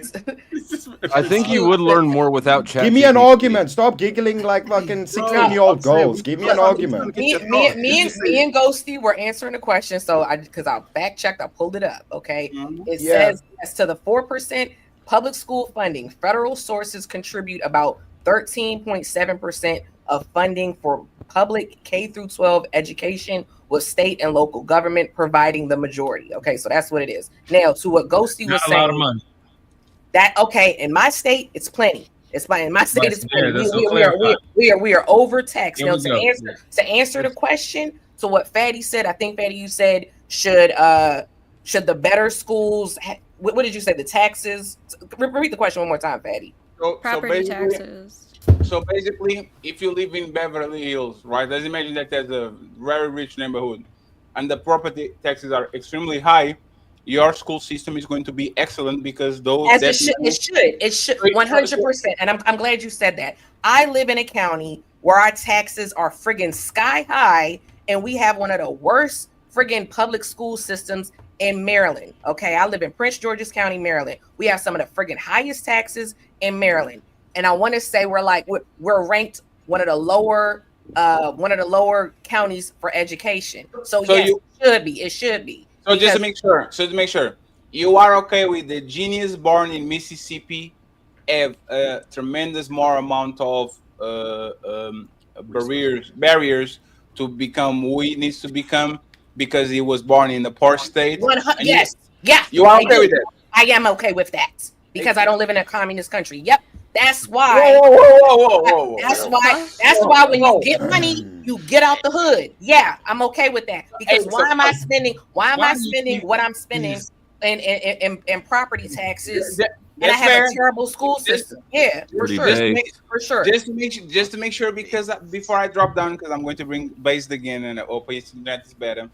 If your kid is a genius, but you are poor, and my kid is dumb like George W. Bush Jr., But because I'm George W. Bush Senior and I went to Duke and I'm on Ivy League schools and all that, you are okay with my kid get the head of yours because It won't happen. It won't happen. We all on this panel can agree, right? Your dedication as a person, how hard you push, doing something constantly, being determined. That's what determines your outcome. It's not just about you can't that. force Well, no, anybody they to brought learn up if they earlier. don't wanna learn. One of the things that they brought up. One of the things that they brought up earlier is having two-parent households. That is one of the biggest determinants of whether or not you even have the infrastructure in order to take on the learning that you're getting. There's two-parent households are one of the most important things. And so this is correct. It's teachers as well. It's not going to be just spending in and of itself, but it's like spending is one part that is obviously important. There are high correlations with spending and more kids having higher test scores. So it's always going to be a part of the factor. Ghosty, and I'm going to be nice. Ghosty, where I live, there is no shortage of money for these schools. They get a lot of money. Okay, these teachers are not poor, struggling teachers. In Washington, D.C., I want to say a teacher makes on average $70,000. It's not like a little bit of money like everybody thinks. And the schools suck. Baltimore City, they get a lot of money from tax dollars for these schools, and the schools suck. I get what you're saying. I get what you're thinking. Isn't there a lot of poverty there? No. So right, they get a lot. They still Baltimore City, yes, but they still. Y'all can look this up. They get money. They get money. The Department of Education distributes $50 billion. $50 billion is how much the Department of Education is redistributing. But funding is not the problem, Kelly. You just laid out the fact that funding. That's my point. No, I agree. That's what I'm saying. The funding's not the problem. Exactly. When we try to that's what I'm saying. To things, it matters. Because you just talked about places that receive a lot of money and the shit is still shitty. Exactly. That's my point. That's my point, Sean. Ghosty was saying they need more money, and I'm like, no, they don't. I'll say where I live, because I don't live everywhere. Where Tom is in Georgia, maybe they do need more money. So I can't speak to Georgia. Where I am, they don't need any more money. No. So yes, Sean, that's exactly what I'm saying. Because Ghosty was saying they need more money. Right. So there are lots of factors, right? So I've done nonprofit management. I've done lots of things for a long time. So if you think about it, there are just so many different factors, whether you talk about safety, whether you talk about, like you all said, the two-parent households, lots of other factors aside from just money. But what Ghosty said, I think, was fair as well. With that said, would it make sense for schools to have a baseline of funding, right? Would that make sense? And then say, for instance, in Dr. Strange's neighborhood, if his schools want to have an extra endowment because the parents want to pay that, then that should be fine, right? But just having a certain I'm in Africa, bro. I'm in Africa. Cool. So. We'll take you out of it. That's cool. That's why where my arguments are coming from. You guys are strictly speaking about America, but there's a whole fucking world outside there. You guys disagreed on the reverse end? If I just I don't know off the top of my head, if I Google the best schools in America, best public schools, do you think they're going to be in rich neighborhoods or poor neighborhoods? How do we define best? You mean in terms of achievement, or what do you mean best? Test scores. Test scores. Yeah, outcomes probably. Test scores, going to college, crap like that. That's not necessarily the fault of the school, though. You can pump all the money you want in the world into a poor school district, but if the kids are up all night because they're listening to fighting in the apartment next door, it doesn't matter. Exactly. So by the way, it's not going to be exactly, but funding. One thing that's really important with funding is that the more teachers you have, the less students you have per teacher. That is insanely important when it comes to funding. By the way, the top four places that spend the most per GDP on education are in Africa. By the way. Yeah, I had a class where I had almost. It's not about money, dog. When you have almost 40 kids in one class, you're just doing classroom management most of the time. So it's hard to really teach. And when you look at the standards for teaching, a lot of times the teachers are judged by how well the students do. So you have to teach to the test, meaning you're just literally just not teaching for understanding or critical thinking. You're teaching to make sure that they pass this test at a certain rate, because your job is tethered to that. That doesn't teach them how to be independent thinkers. You see how that's different? Even with college, you can see like Ivy League colleges and things like that. I studied chemistry, but the way it's taught at University of Chicago is different from an HBCU. Why? Because they have different professors and different budgets. So there are discrepancies as it relates to that. My last point is I've had community programs. I've run after school programs, mentoring programs, a lot of programs that you can name, Chicago, Texas, New Jersey, whatever the case may be. When we have after school programs and mentoring programs that are connected to these schools, I took 150 kids from a truancy list at a high school. Once we install those programs and we can supplement what they do in school, we can make up for what the parents don't do at home. So what you all are saying in terms of what happens at home, it makes a difference. But community programming works. Real quick, Sean. So if I want to ask, I'm sorry, Fatty. Let me just get this real quick. So if I were to ask a question, right? Let me ask this question real quick. Where you think that education reform is direly needed? Would they be in Black majority neighborhoods or white majority neighborhoods? And in those neighborhoods, which one you pick? Are they mostly run by Democrats or are they mostly run by Republicans? There you go. I'm going to try to answer the question the way you asked it. I think black neighborhoods, Democratic. Now, that's without me talking about all the other external factors. Somebody needs to mute. Yeah, somebody's like, Mike is saying crazy. I'm going to ignore all the other factors and answer your question. So, black neighborhoods. And are these black neighborhoods majorly run by Democrats or Republicans? I guess Democrats. Clarify the states, Black Don. Which states we're referring to? You know it is. Right. Come on, John. Come on. But there are black neighborhoods all across America. It's not even about. It's not even I about. don't want to get bogged down on the question. I just wanted to answer it the way. Well, this ties to the original question when people say that white liberals are allies or whatever, but yet when you have the majority of power and when you're the majority in these states, it just so happens that the education system for black people tends to be really shitty.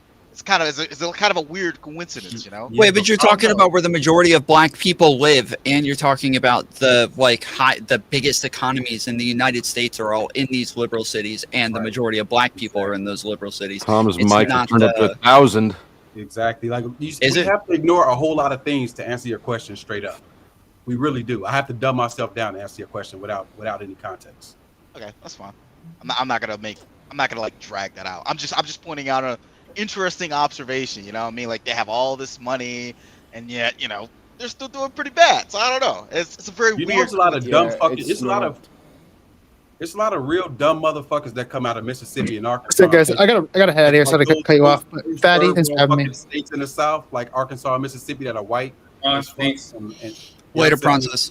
Bye, shrimp boy. He's been out the water too long. Thank you for being here, Prom. I appreciate it. Hey, Prom, next time you better give me 3 hours, man. Yeah, sorry. I appreciate you, man. Go have fun. I see you later. Thanks for having a white. I showed up. He got scared. Thank you very much. He got out the salt water too long. I'm replacing myself with Mel Cosmic Fox. I'm just joking. Yeah. I appreciate you. Go ahead. Prawn link is in the description, so go ahead and follow. Everybody already is. The people that are late, I'm going to add them afterwards. But everybody links is going to be in the description. If we do clips about this, because we're going to do clips about it. We are going to tag everybody else so people can find y'all on YouTube, TikTok, and all that. So let me go upstairs and let me get based now a little bit before we go to the next topic. Go ahead, Baze. You have something to say about what we have going on? I wasn't finished, but I don't... Oh, you wasn't finished? Yeah. Go ahead. No, it's fine because that's what she said. Go ahead. Black Dawn, based on what you just said, how do you account for all these dumb motherfuckers that come out of Alabama, Mississippi, Arkansas, all the poor whites that are dumb as fuck in those places, and they're conservative?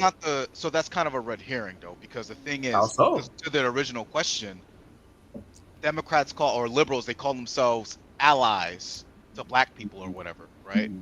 These white like Republicans, they don't call themselves allies to whites. What does that have to do with the neighborhood? We're not talking about that. We were just talking about education and educational spending. That's what I'm talking. I'm talking about based on what you just said about the poor achievement, in black neighborhoods that are run by Democrats. I'm saying, how do you account for the poor achievement of the stupid fucking white people that are in Arkansas, Alabama, the shitty parts of fucking Texas, Mississippi, all where all the dumb white people are. It's How do you money. account for that? Shitty households. It's money. If you have poverty, you are going to deviate from whatever you have going on. It's So now money. context matters. I want to hear Black Don's answer. So you think if LeBron James' son wasn't in Beverly Hills, he was in Compton, whatever, do you think his education path will be the same? No, it will be completely different because people that are afflicted with poverty choose other things because they don't want to go to sleep starving. That's reality. That's why even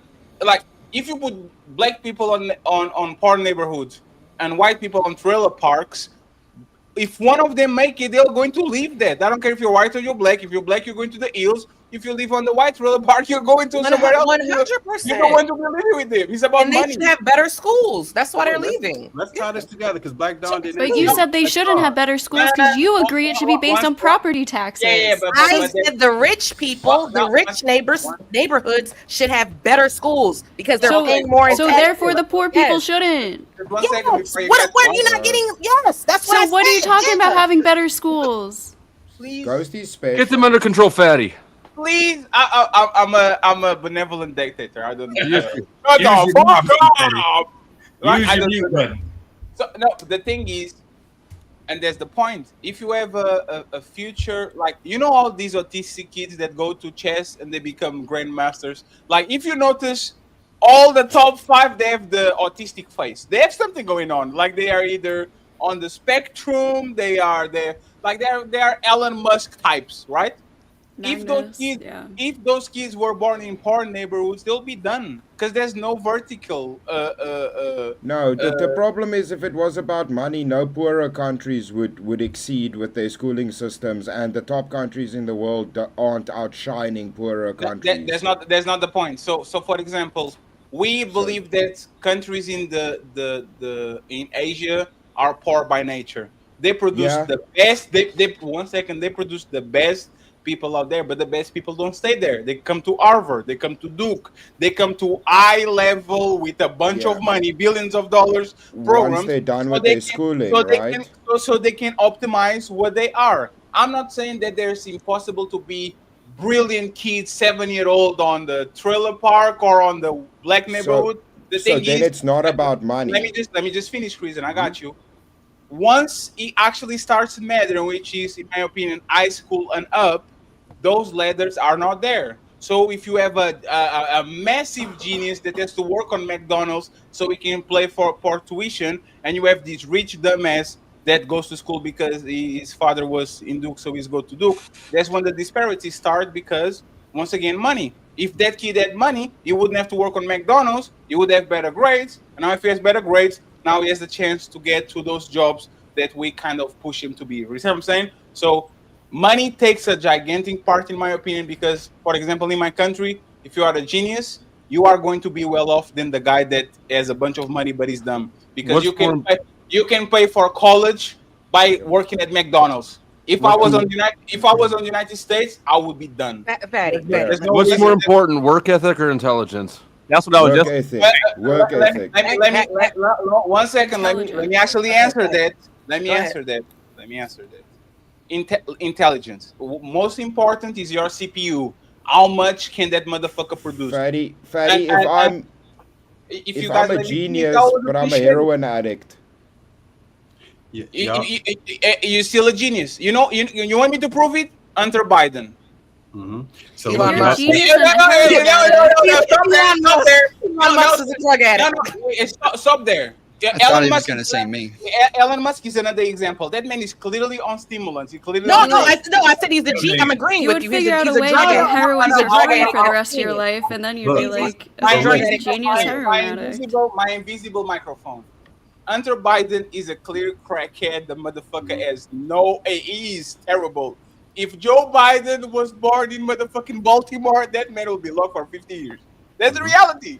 He would never had the chance to actually do what he needs to do. So it's money at the end of the day, for the most part. So y'all didn't let me and Black Don put a bow on it though, because I still want to refute the fact that get on camera.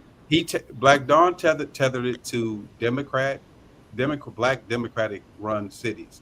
I'm saying if that same dynamic exists in these poor, dumb, fucking white places, then can we really say it's an issue of black Democrats running things? Okay. Yes. Well, I'm asking Black Dawn. I'm sorry. Right. So this is why I like my stipulation with that specifically was like I'm not black liberals, Democratic liberals calling themselves allies and saying that we're all for these little minorities and all these other people. We want to uplift them. But yet for whatever reason in these Democratic majority run places, they are the bottom of the barrel a lot of the times. So Arkansas and Mississippi is the absolute bottom of the fucking barrel. They dumb as shit. I'm talking about like within that city. I'm not talking about like nationally. I'm sorry. That wasn't specific. My bad. I'm talking about like within that like city specifically. Like if you go to these inner cities, like the more urban centers, why are they like at the like last place all the time? Is what I'm more trying to get to. Then we have to talk about all the external factors, all the other factors, right?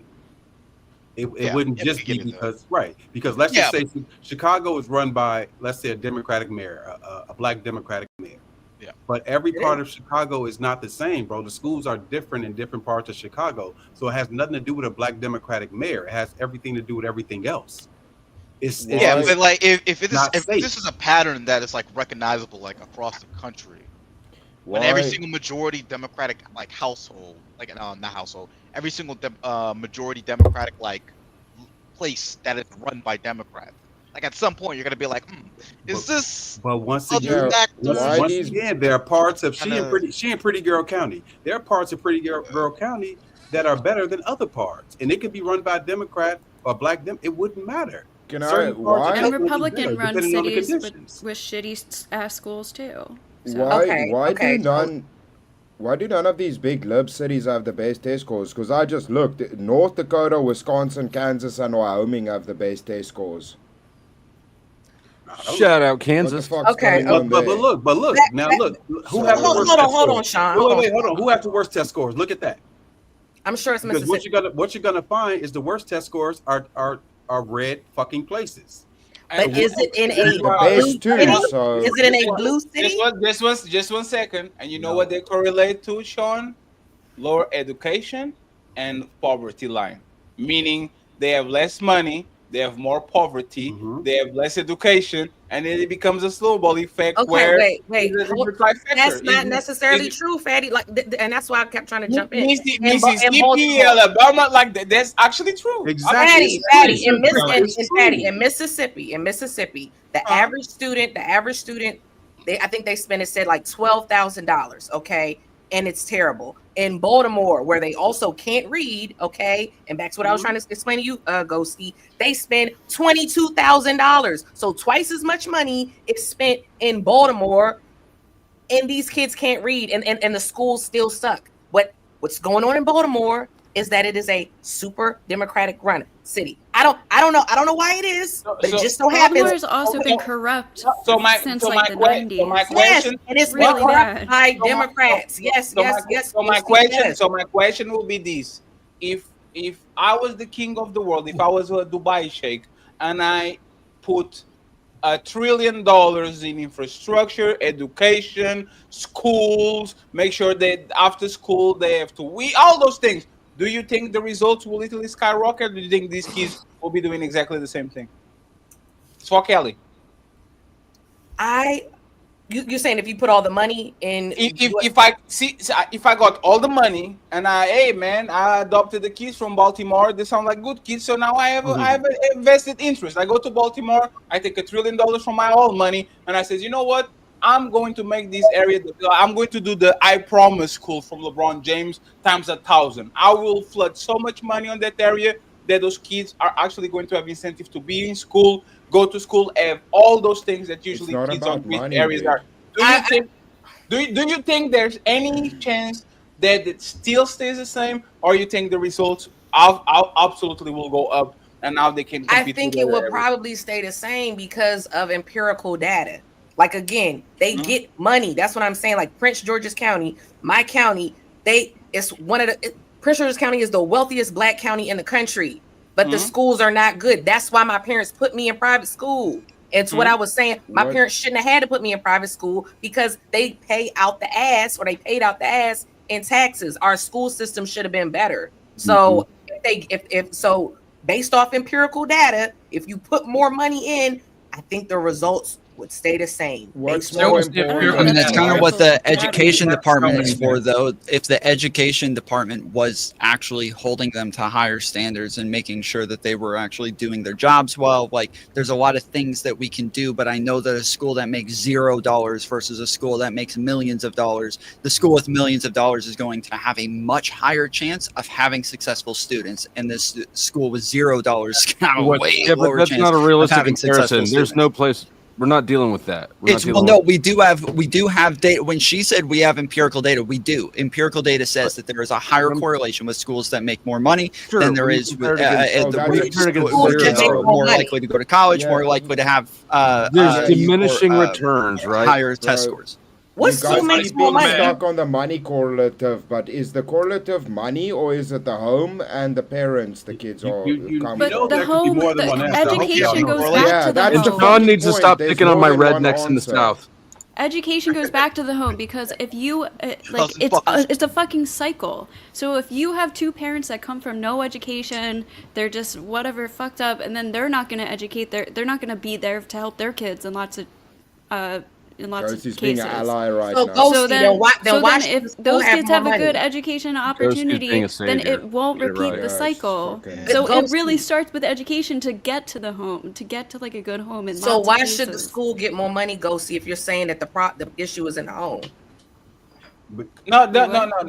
One second. Frank. I'm saying education helps. No, the home. because now we're bullshitting, right? Listen carefully. A lot of these kids just use the home to get dinner and to sleep, right? This is how actually you take kids out of poverty. You get the kids to school from 9 to 5.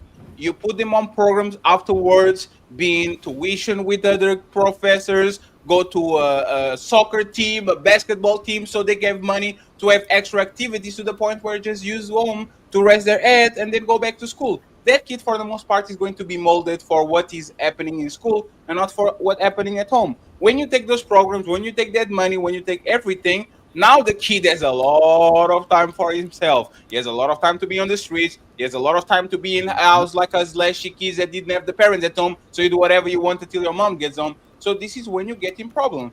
The problem is a lot of times is you pay the teachers a little bit more. The teachers are more incentivized to do a better job when it comes to the kids. The kids feel the love by the teachers. Now they actually don't resent school. They want to be in school. And it becomes a cyclical effect. Oh, like come on. That's How- why. Hold on. The kids feel the love. Flo, do you Motivation. know- They hey, need Flo, motivation. They need to be. Wait, shown no. It's direction.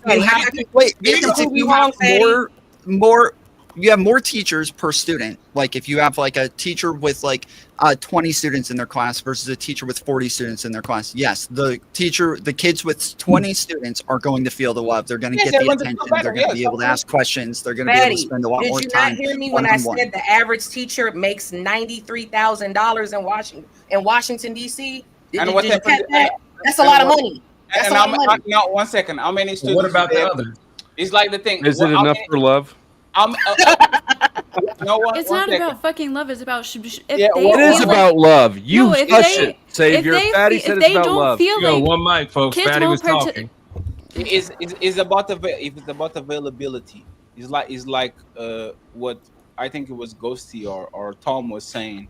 If I am managing 20 kids, I will be way more invested. That kid is going to know me, and I'm going to know that kid. But if I have 45 kids, you're just numbers for me. I just go ahead, correct your tests. The good kids, I will give us a little bit more. The bad kids, they're going to shit. Like I've been through that in Portugal, actually. People saying I had good grades compared with the people that I was hanging on with. But because I was black, the teacher was saying to, hey, don't hang around with him, man, because he's not going to be nowhere. Right? And this happens a lot of times once these teachers have a bunch of people to the point where they don't even know you. They just see you walking by. They barely talk with you. They give you the grades and they go ahead. Once, and I'll say this and then you got it, right? The first time I felt valuable was when I started playing basketball and my coach actually believed in me. It was the first time I actually feel valuable in life. And you know what I was doing before I did that shit? I was just sitting on the motherfucking playground, just watching people playing basketball and doing whatever they was doing. The first time I actually feel valuable was when my dad said, you know what? Maybe you should go ahead and play basketball. And now the coach that I have is bringing me structure, is giving me incentive to be better, is telling, hey, no need to be here, just go ahead and get a tuition in like we call it tuition, like in mathematics, because you are bad at it.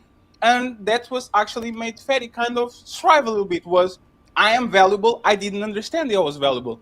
These kids that come from impoverished backgrounds, either from white trailer parks, black neighborhoods, they don't feel valuable. So if you think that these kids being or having a little bit more money so can do extracurricular activities, so they can be in school and actually loving being in school, they're not cold because the school doesn't have money for eating and all that shit, you guys really don't believe that? That was I changed my mind. I changed my mind. That story was too heartwarming. The only question I have left is, how much does it cost to get some love from Ghosty? From Ghosty?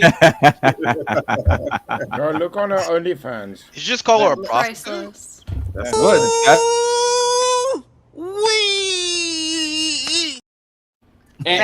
Fatty, in Prince George's County, Maryland, the average teacher makes, I want to say, $63,000. That's like the 20. What is this? $12,000 more than the average income. So again, these teachers are not underpaid. That's They're not just underpaid. Baltimore. Cool. Wait, why do you think that is? No, I said Prince George's County. I said Prince George's County. Just your area. Also, Yeah, I also with said the three bullshit. Let her finish. I'm saying I named three different. And by the way, just one thing. Hey, Baze, if you're not going to open your mouth, I'm going to be mad at you, sir. Pause. I mean, no. How much did that love cost? At some point. Huh? Are you homosexual? A what? A homosexual. What's that? This was my point, and I'm gonna let it go because I'm not gonna beat the dead horse. My point is, y'all keep saying, "Oh, these teachers need more money. Oh, the schools need more money." And I keep trying to tell y'all that's not the case everywhere. Maybe it is where Tom lives. I don't know. But that's not the case everywhere. Like y'all think. I think we've all said though that it's not just more money though. Like, why do you? Let me ask. Why do you think? Those schools with more money, why do you think that they are failing? Sure, but that is, we're saying that that's a part of it. We are all saying that is definitely one important part. But when we're talking about the schools that are making a lot of money and still not doing well, why do you think they're not doing well? What do you mean by making? I think it boils down to individual choices and what they want to do in life. You brought up a bunch of schools where teachers are making high salaries. I'm asking if those schools like DC, where they're making a lot of money, the teachers make a lot, right? Why do you think those school systems are still failing if they're making a lot of money? What is it that they need there? Yeah, more money. Honestly, Tom, I don't know. I can't call it. I really cannot call it. Because what I do know is that these are super democratic areas, meaning there's a super majority. It is. You can look it up. Picking and choosing. I can come here and say what I don't like, and then when people ask you what do I like, I say I don't know. Like I have Tom asked me a legitimate question. He's like, what do they need to have and these kids perform better? But I went to private school, so I can't say what they need. But what I do know is the schools are not raggedy. This is what I'm gonna say. The schools are not raggedy because I've seen these schools. Okay, I can't say if the classes are overcrowded or not. I can't speak to that. But I do know the schools are not raggedy. Kelly, there's the point. No, Kelly, the reason I'm asking is because I think that it's normally going to be mismanagement. Tom, just 1 second. I'm sorry. I agree with that. I agree with that. Impulse control, please. Ghosty actually said that shit a couple of 30 minutes ago. If you are dismantling the Department of Education and you have no replacement, you just go in ahead and take it out, right? They're kind of fucked up because you are. There is a replacement. The replacement is the state. The state. That's not the replacement. The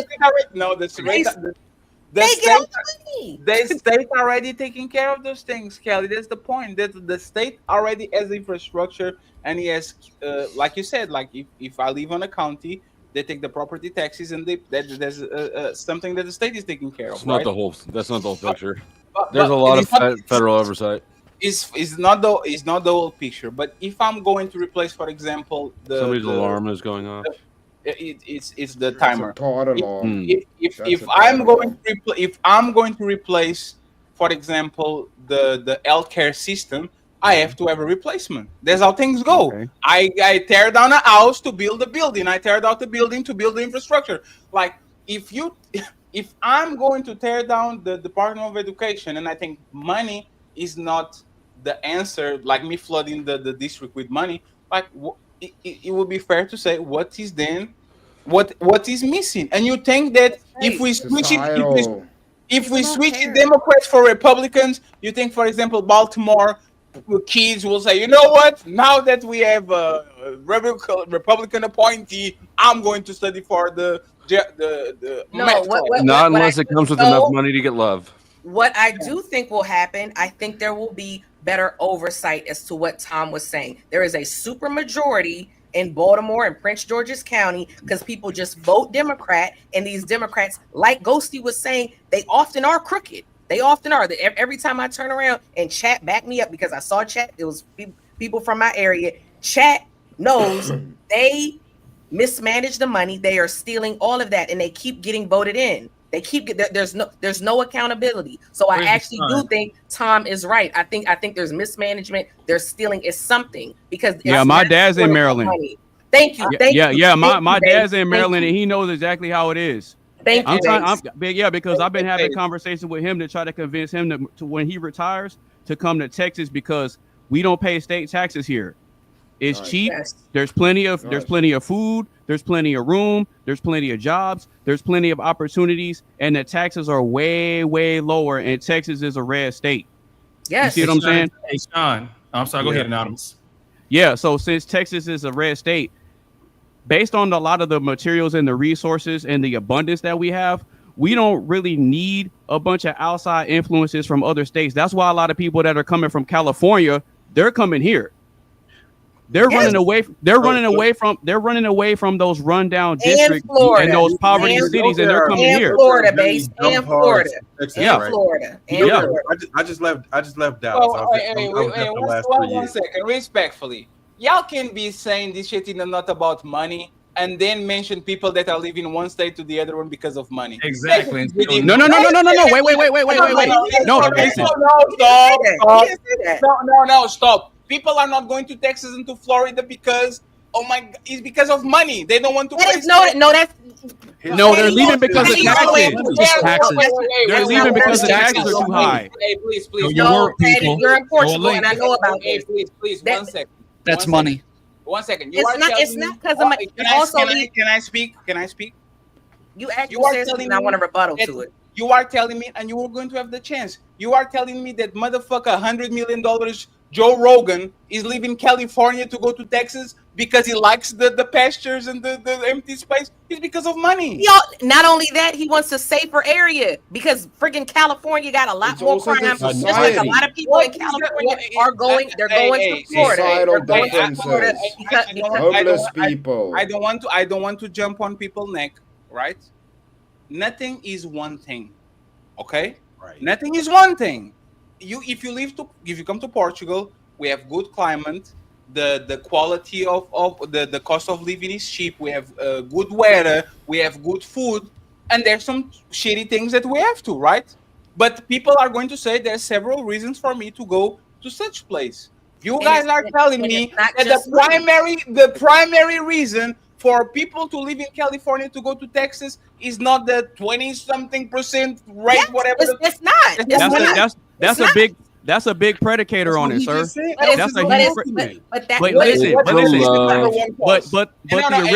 argument. Base, 1 second. She has the negative. You can go next. All right. Kelly, what is the number one reason? Like, we have so many people that when I got to this place live in California, and now they're in North Carolina, they are in Texas, they are in like places that are the cost of living literally drops.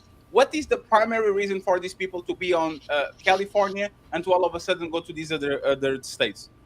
My opinion, I think it's safety. I think safety And then I also think money. I do think as far as paying taxes, think about it. Why would I live in California and pay out the ass for all these taxes? And Taxes I are have bad money. schools, and I have bad schools. I can't carry my weapon because I live in a friggin' super blue area where the crime is through the roof. Yeah, I'd move to Texas too, or I'd move to Florida too. Absolutely. It's a multitude of reasons. And again, I pay all this money. Let Kelly finish. Anonymous go, and then you got it interrupted. Okay, Sean, go ahead. Okay, so this is what I'm saying. Okay, if it was up to me, if my YouTube career takes off, you know, I would love to move or relocate to Florida or to Texas. And I'm gonna tell you why. One, I won't be paying as much money in taxes, because why would I pay all this money in taxes and I have to put my kid in addition, I have to put my kid in a private school and I don't get a school choice voucher for it. So that's one reason. Number two, the crime is through the roof. Okay. And not with the crime being through the roof, I have to jump through all these hoops to have a concealed carry when I can just have an open carry in Texas or in Florida. Okay, it's a multitude of reasons why people are relocating from these super blue areas to these red states. And yes, money is a factor in it. So, is money a bigger factor or safety? Which one? For me, it would be safety. For me, it really would be. Most safety. people, not you. Most people. I think safety should be everybody's number one concern. Yeah, I do. You sound crazy. So your man just went on a 5-minute diatribe talking about the financial benefits. But what I was talking about. Hold on. Let me ask the question. Go ahead.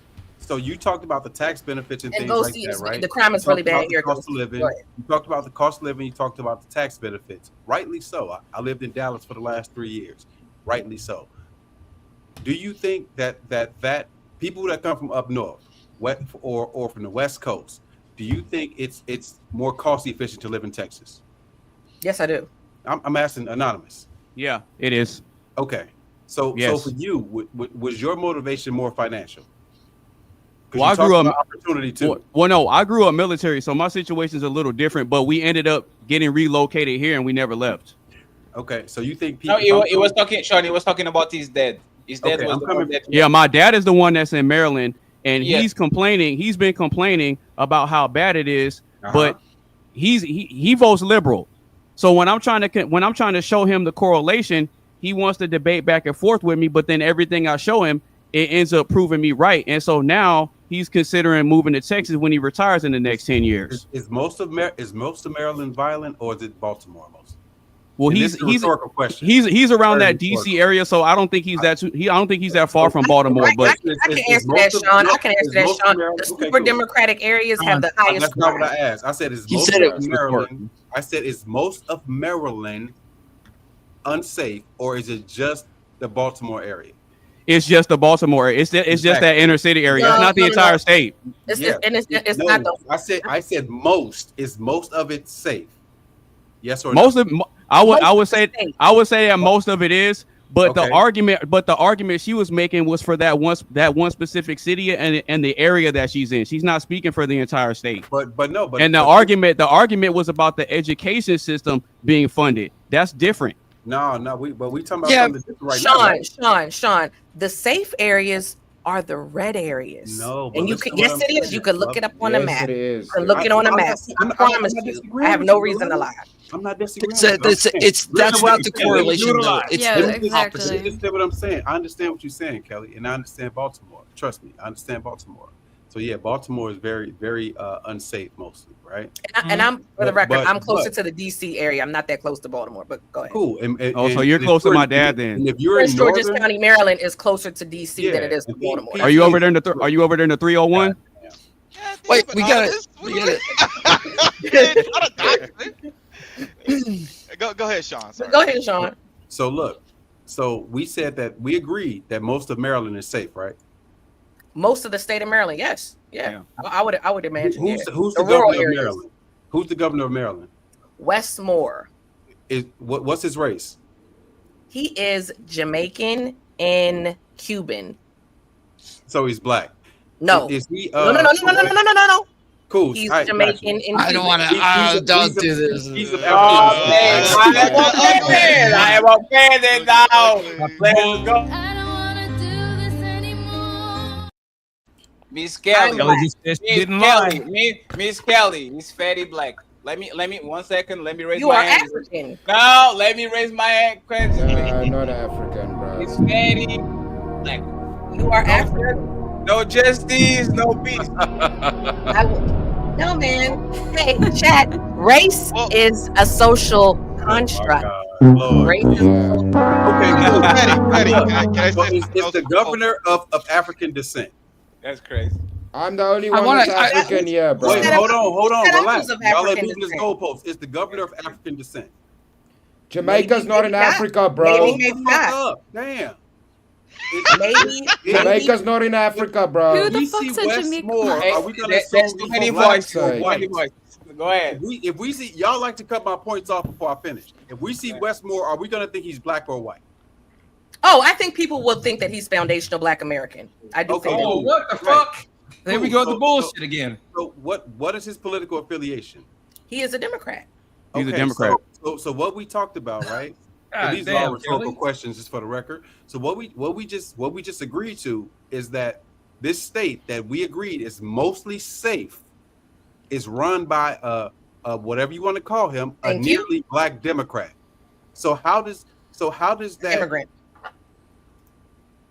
Okay, an immigrant Democrat. Yep. So y'all were talking about the Democrat-run places being unsafe. So if it's mostly safe there, how can we reconcile what y'all said? Because is he the one speaking, or are you asking both of us? I'm asking either one of you niggas. Okay. So what we're discussing is that the Democrat ran cities, not necessarily. No, hold on. No, because she was speaking about Baltimore. She was speaking about that area. She didn't say Maryland. Safety should be a comparative. It should be a relative measure, not an absolute one. What does Westmore have to do with anything? That's what I'm trying to figure talking out. about politics, and the case was being made that basically all the fucked up places are run by black Democrats or Democrats, right? Were we not saying that? Yes, the he's city. saying that the governor Exactly, right? of the state, and this is a safe state. So let's extrapolate. So if because when we had when we had a did I freeze out? Yeah, start over, Kelly.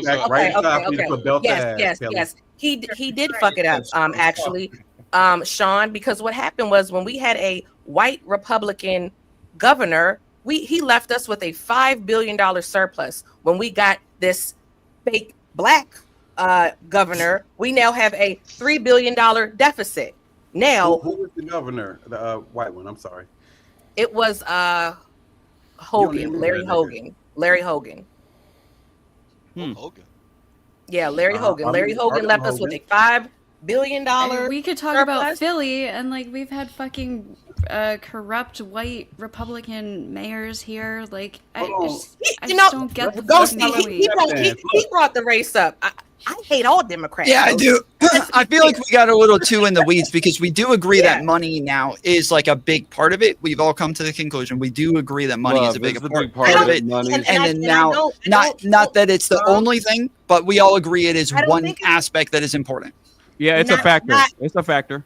Not here. I will say not here because they get the money. So maybe that's why I kept saying maybe it pertains to you, Tom, but it's not here because they get a lot of money. Sure, but you did agree that like you think that it would have to do with management, right? It would be money management at that point. And so it's not about whether or not they're getting money. The money is important. It's just about how they're managing the money. And so I think that we all agree that money is important at this This time. comes back down to the point that politicians don't give a shit about the education system to begin with. So, and that's what this all started with. You got no disagreement from me because they're clearly mismanaging it. My point was this is where I live and also Baltimore because they're both heavily Democrat. There's a super majority. It's a super majority. In my opinion, that's the problem because.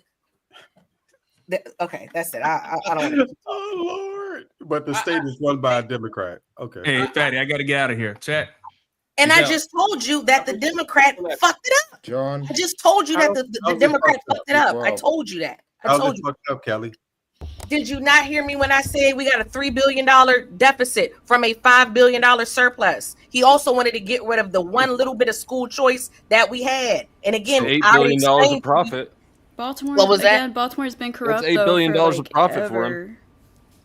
And again, Ghosty, Baltimore is a city. We're talking. That was a city. He's talking about the governor. He was mentioning the governor, the Democratic governor. And again, when this Democrat came in, he fucked the shit up. Like I don't. So with all the respect, Yeah, well, just to be clear, when it comes to like schools, it's counties. So yes, it is 100%. And in the super Democratic counties, Tom, those happen to be the ones with the worst school systems that get all the money. And like you said, it's poor management. It's poor management. Let me just. Yes, there's also really.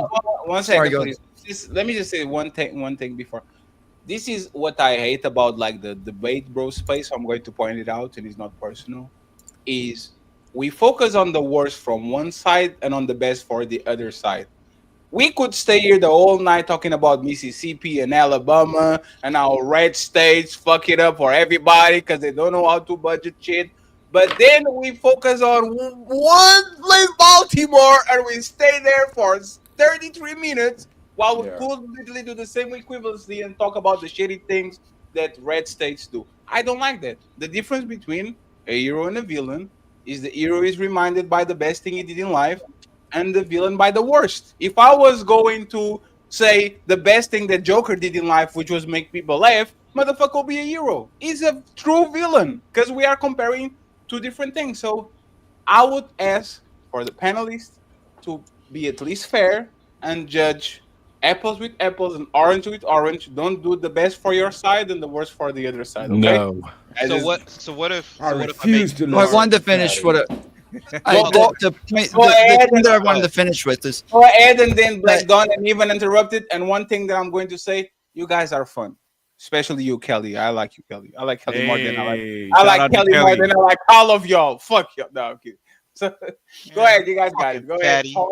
Yeah, the thing that is important here is that the governors do have a lot to do with how the school districts run their programs and how much money they put into them. And the governor has a lot to do with allocating state resources, and blue states have much better test scores than red states. So we can find blue cities where they're going to have worse test scores, but a lot of this has to do with the fact that they are the biggest economies, and so poor people happen to rush into those high economy cities because they're going to have more opportunities in cities where there's a lot more opportunities. So like all of the biggest businesses are going to be in Chicago, Atlanta, New York, LA, and now they're going to have a lot more opportunities in those areas. So poor people happen to rush into those areas, especially when there's a lot of government subsidized housing. And so it isn't this thing where like Democrat cities suck so much that it's hurting all of the fucking scores. Well, no, they're actually so great that people rush there to be part of what's going on. But overall, if we're looking at states versus states, it's going to be blue states with the highest test scores. Maryland is ranked 4 in the best school districts. I mean, school states. Yes, correct. However, Maryland. And I also said it was a Republican before.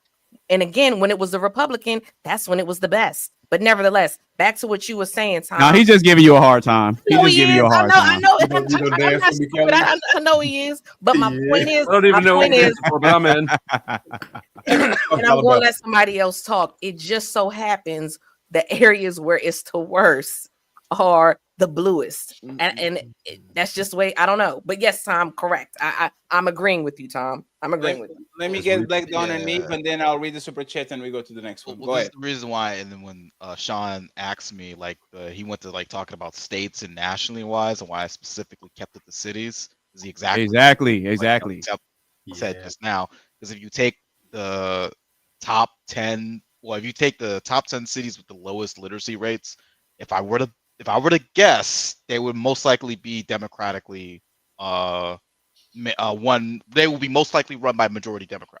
Hey, you know we got the World Wide Web. We can look that up, right? There might be a sprinkle of red states in the more rural areas that there'll that be are, some that red are, states that are for bad sure, too. but I'm saying a majority. Yeah. You think about it. Wait, say your statement again, Black Dog. So if you were to take the top 10 cities with the lowest literacy rates, there is a chance that they are a majority democratically run. And why do you get to that conclusion? It's just why do you think that is? Just from my personal experience, like living in like inner cities mostly. Okay, so let's might have a point. Let's actually go through it. So when I look it up, and nothing actually comes up. It says that it doesn't have to do with red or blue. I need to take the sources after these, okay? But top 10 cities with lower literacy rates: Miami, Florida. Is this red? This is red, right? Red, blue, East Los Angeles. Oh yeah, New Jersey is going to be on there. I got different. St. Louis is on there. Okay. You got different results, Steve. So yeah. This is blue. This is blue. This is red. Union City blue. Blue. Union City. I don't know if Union City is blue. Yeah, I don't know. Union City's blue. No. Are you sure? Because Miami is red. Miami is red. Absolutely, Miami, Florida.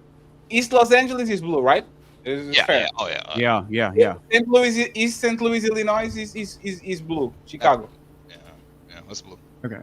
Compton. Blue. That's blue. That's no, blue. Compton blue. Newark, New Jersey blue. That's blue. Brownsville, Texas. Depends on red. which block you're on. Damn, that's crazy. Dude, it's mostly blue. Can we stop this argument? Most of those cities are blue, bro. Most of these cities. Just to be clear, most of those aren't even on my list. Like number one on mine is Bakersfield, then Brownsfield, Harlington, then McAllen, Eddington. So yeah, it's Bakersfield, California, then Harlington, Texas, McAllen, Eddington, Mission, Texas, Modesto, California, Stockton, California, Visalia, California, Salinas, California.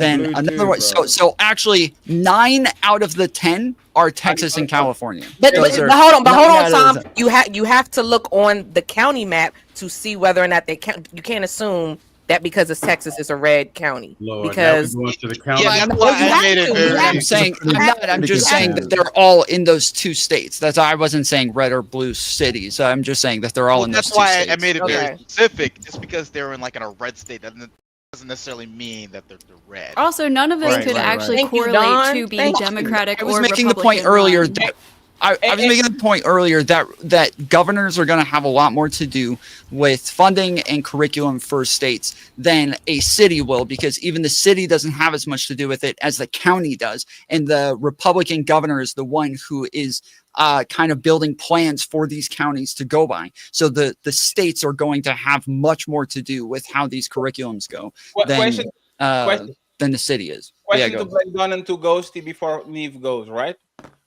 Do you think if we will look at the budget of these cities, the education system would be highly underfunded?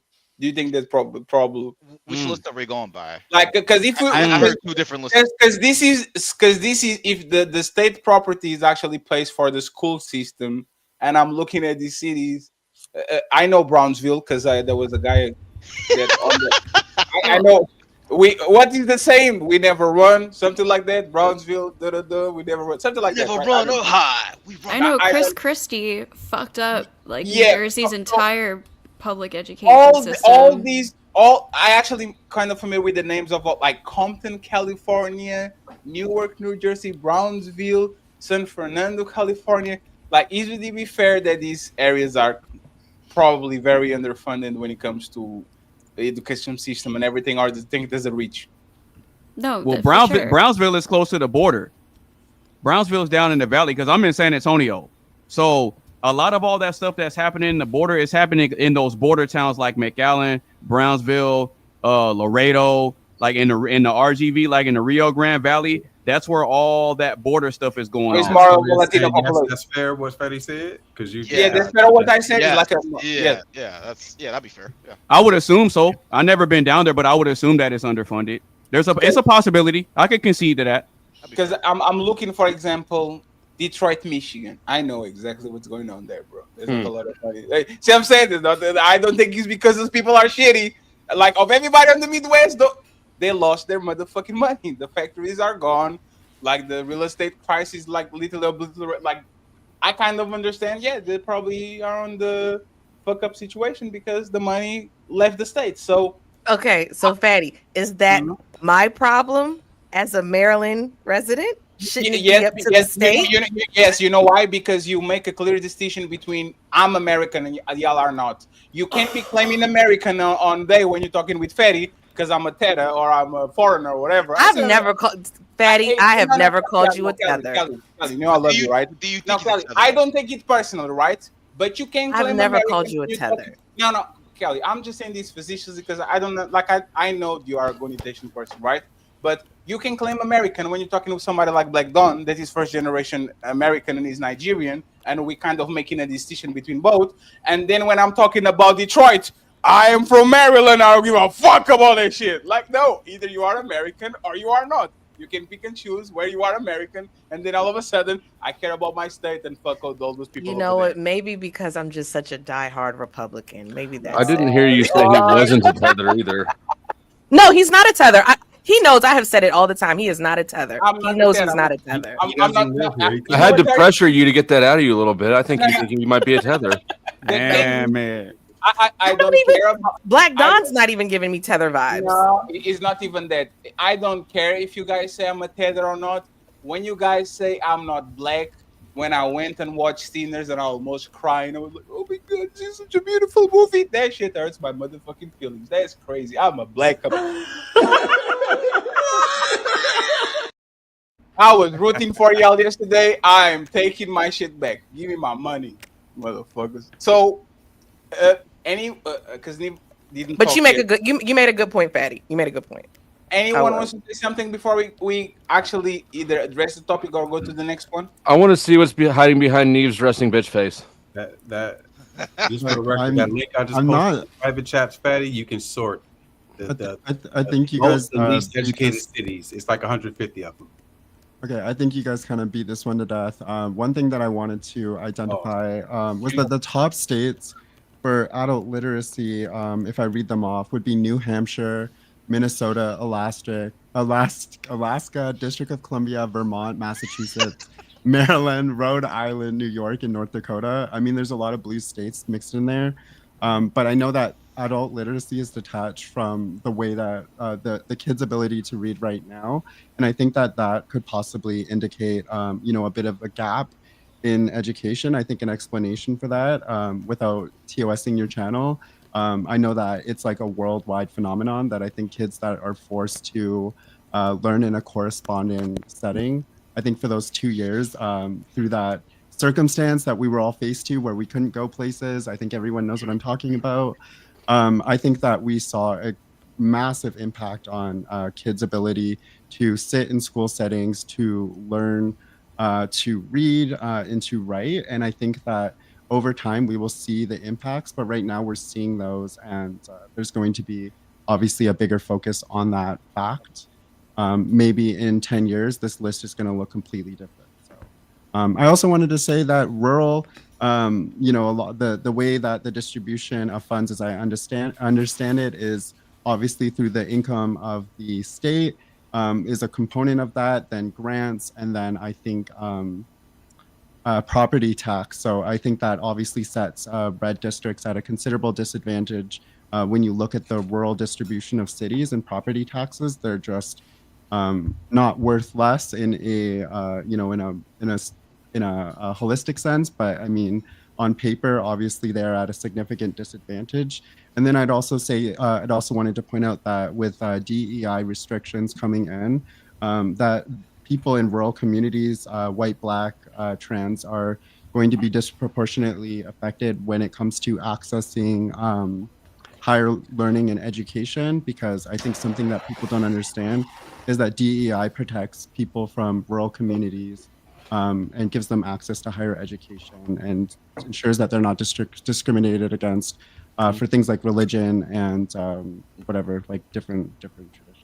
And if can I ask you something before we go to the next thing because I want you to address the prompt. And by the way, sorry, I'm not sure if I hit it. No, it's fine. I'll ask the question. Somebody donated the $95. Friends, please support the show on the bare minimum. $2, $3. So I know you want to buy untouchable hoodies. You're saving for that, okay? But if this panel had 2,000 people watching, this will be a massive show. This will be a great show. These content creators are giving us a lot of entertainment and a good value when it comes to information. So please, once again, put your money where your mouth is. We need 10 members and $50 to get to the hamburger fund. I would like to see more diversity, inclusion, and all those things when it comes to donating. So if you never donated or you're watching this show, donate to us. And if you're watching these on other people panels, please go ahead and do the same thing too. There's 231 people watching in all platforms, plus the tomfoolery and other people that are not using StreamYard. So please support the people where you're watching the show. Again, this is a good job, but people need to be compensated too. Okay, so I appreciate y'all. $50 via PayPal or Cash App, and 10 members become a member. Don't hide on the blue because you have a range. If you don't support, you're racist. Yes, and you are Facts. not Facts. racist because I'm I not agree black with that. anymore. No, I was demoted. You are fat phobic. Okay? If you don't donate, you're a fat phobic. bigot, and we'll find you. Yes. And shout out to my boy Sean Antonio. I appreciate you, sir, especially because you are streaming from a stable position, man. Sean thinks just like me. I'm glad I'm easier, so I don't have to talk. So, Neve. The question is, are liberals really promoting inclusion or just plain token politics with people of color? I would actually expand that, not just with people of color. Let's go with the LGBT community, the feminist movement. Usually, like the intersectionality makes them always gravitate towards more of the democratic side. Do you think they are actually promoting inclusion, or just displaying token like identity politics? What do you think? I think that's their intention too, but I think there's a lot of like divisive things that have come from that. I think the talking point for a lot of Republicans is diversity quotas, and I think that's kind of a red herring. When you get into looking at inclusion, inclusion is just including people that are different from you. And so I think that a lot of liberal spaces, like especially with politics being so polarized, could obviously have an inherent bias against conservatives or people of like a religious background, which is why programs like DEI protected their access to those like higher learning education situations. But again, you won't find a liberal necessarily protecting the right from somebody in like Alabama to like visit their university. And I think that the inclusion conversation doesn't necessarily cover all marginalized groups, I guess. So I think because it's so heavily weighed in, I guess like in a liberal sense with like LGBT, X, Y, and Z, like it could seem divisive, I imagine. But yeah, my point here is that their intention is to promote it. Anyone disagrees? Well, I just had a quick question. Do you think DEI helped, proportionally speaking, black people or intersectionality? By intersectionality, I mean like other people more than black people. Yeah. Let me ask it again. Sorry. Yeah. So do you think that the DEI programs did it benefit black people more, or did it benefit everybody else more? So that's what I'm asking. Yeah, I don't know. I would probably need to see some data to support that, but I think that there are obviously, I don't know. That's actually a good question. I don't think I could give you that answer, but I think that was one of the key demographics that is focused on primarily through like DEI practice. But again, it's kind of arbitrary. I think it's kind of arbitrary when you look at like something like a quota as excellent. It benefited everyone else. I think, correct me if I'm wrong, Black Dawn, I want to say like the black people were like one of the lowest tier groups that benefited from DEI. I know black people only accounted for 4% of DEI new hires. I do know that much. Yeah, they were lower.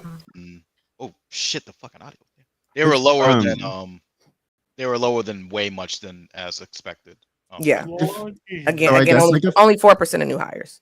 Yeah. So I think a follow-up question to that is that with such a big Republican push to sort of vilify people who happen to be Black in leadership positions in higher institutions and regarding them as DEI hires, do you think that decreases the likelihood that they were, and that maybe they're actually just there on a merit-based basis?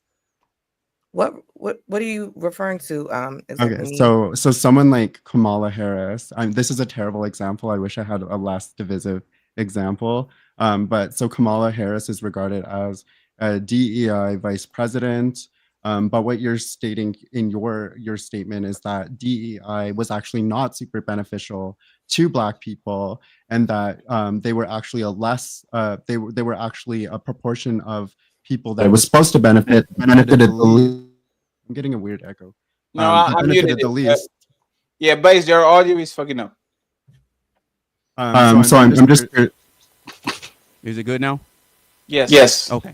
No, he's not. I was lying. That was a lie. 1, 2, 3. You just stay on mute while other people are talking. That's just stay on mute. You have to route your audio through the headphones because it looks like you have a massive echo going on. Go ahead and even. Yeah, Kelly. My whole point here is to point out the contradiction. I think that you're acknowledging that the DEI programs, by your metrics, don't benefit Black people. And there's obviously a wider narrative being pushed by Republicans that Black Americans in leadership positions are only there as a result of DEI. Okay. So I'm just curious if you could address that contradiction. Sure, Neve. So number one, and this is relevant, Kamala Harris is not Black. She's not a Black American. And the reason why, let me finish this up. The reason why this is relevant, the reason why this is relevant is, to my understanding, DEI was to help Black Americans, meaning those that were descendants of slavery, American chattel slavery, American descendants of slavery. So if you come in, go back on mute, base. My bad. So there you go. Hey, base, leave and come back, please. That is not what DEI is for, by the way. It helped white women more than anything. Yes. It did. So back to what I'm saying, as far as Kamala Harris being a DEI hire, I could understand why people would say that is because Joe Biden said out of his own mouth he wanted to appoint or have a Black woman vice president. I'm not saying that the lady was not qualified to be vice president or anything. Him saying that he wanted to have a Black vice president, so he picked Kamala, would give people the impression that she's a DEI hire. I'm gonna give you another example. Ketanji Brown Jackson. A lot of people said she was a DEI hire. I think the woman actually was super qualified to be a Supreme a SCOTUS, but they kept saying they wanted a Black woman to be the Supreme on the SCOTUS, on the Supreme Court. They shouldn't have even said it that way. Yes, the DEI means that you are underqualified. DEI is not affirmative action. It doesn't give you outcome. Yeah, it's to give people more access, consideration. Consideration. Yes. And the thing that I don't understand for the life of me is the left is heavy on identity politics. I've been on TikTok. I know exactly. I can't even talk with nobody. I am the most progressive motherfucker. I go to TikTok, I can't even talk with my own people, which is crazy, right? They call me a monster and all that. But if I go to Twitter, they do the same shit. That's literally the bizarro identity politics place where they use the identity to appoint judges, to appoint people from the education department they do this exactly the same thing. So are y'all against identity politics? I just wanted to have a grasp on are y'all against me saying Black Dawn is, I'm not Black, you are African too, Black Dawn. You're a first generation American too. I am African, Black Dawn is African. I see Black Dawn is extremely competent. Motherfuckers Black like me, are not Black, African like me, I'm going to put it in a position. Are you guys against it? Or you are against people that are clearly unqualified to be doing the job that they shouldn't be doing because they have no type of qualifications for doing? Start with Kelly, and then I want to hear from Chris because he's being quiet, looking at this, and Ghosty. Go ahead. Yeah, to me, basically just what I was saying. Ketanji Brown Jackson, because I've looked her up, I've seen her resume. I don't agree with anything this woman says, but she is qualified to be SCOTUS. So my opinion is, I don't even know why they even push this. You know, the black woman. We need to have this black woman. Like, she could have just there was no DEI when what was it? When Clarence Thomas became on SCOTUS. There was no DEI when it was Thurgood Marshall. That lady could have got to SCOTUS just being herself. You know what I'm saying? Like, I didn't see the need for this whole DEI thing because the woman was qualified, you know, whatever. And I don't see how it gave her. I guess the claim is more access to it. I mean, black people get jobs, you know. Do you remember my question? Say it again. Okay, we are kind of. Oh, somebody else can go. No. It's just fine. We have time. I'm just saying, like, are we against putting people in position of power that are not qualified? Like, are we against identity politics? Meaning, identity politics, identity hirings. I'm a trans person. I'm against it. Are we against it? I'm against it. I think everybody has access. I think everybody has. Even if the person is competent. I think if the person is competent. So let me. Are they just gonna apply for the job? Yes. Let me give you an example, right? Kelly's my American black sister. I'm African. I'm going to point this out. I'm going to rub it on your face. I love it. Right? But I see Ghosty. I see Ghosty. Both of them are qualified. I look at both of your resumes. You guys did wonderfully school. You guys have both experience and all that. But I like, oh man, Kelly looks a little bit like my sister. So she gets the leg up, right? Or I'm gay and I go for somebody in the LGBT community that has the same resume as an heterosexual man, but kind of like, hey, I have a sympathy for you, so come in and join the board. Are y'all against that? The identity hirings? I'm promoting people that look like me that are extremely competent instead of going and getting Steven Spielberg to be the director of Black Panther. You know what I'm saying? He's probably the best.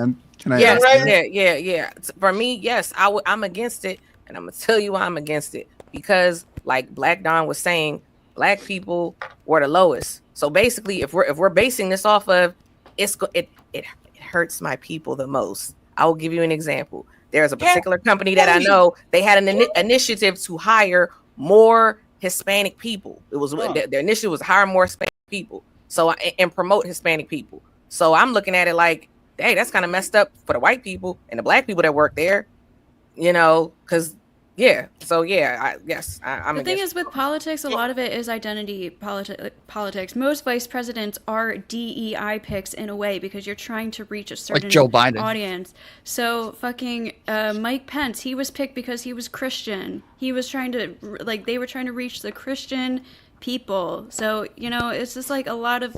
Barack Obama picked Joe Biden because he needed an old because he needed a white person with him. Yeah, an old white guy with him. Yeah, exactly. So Kelly, you wouldn't be offended if the director of Black Panther was Tarantino?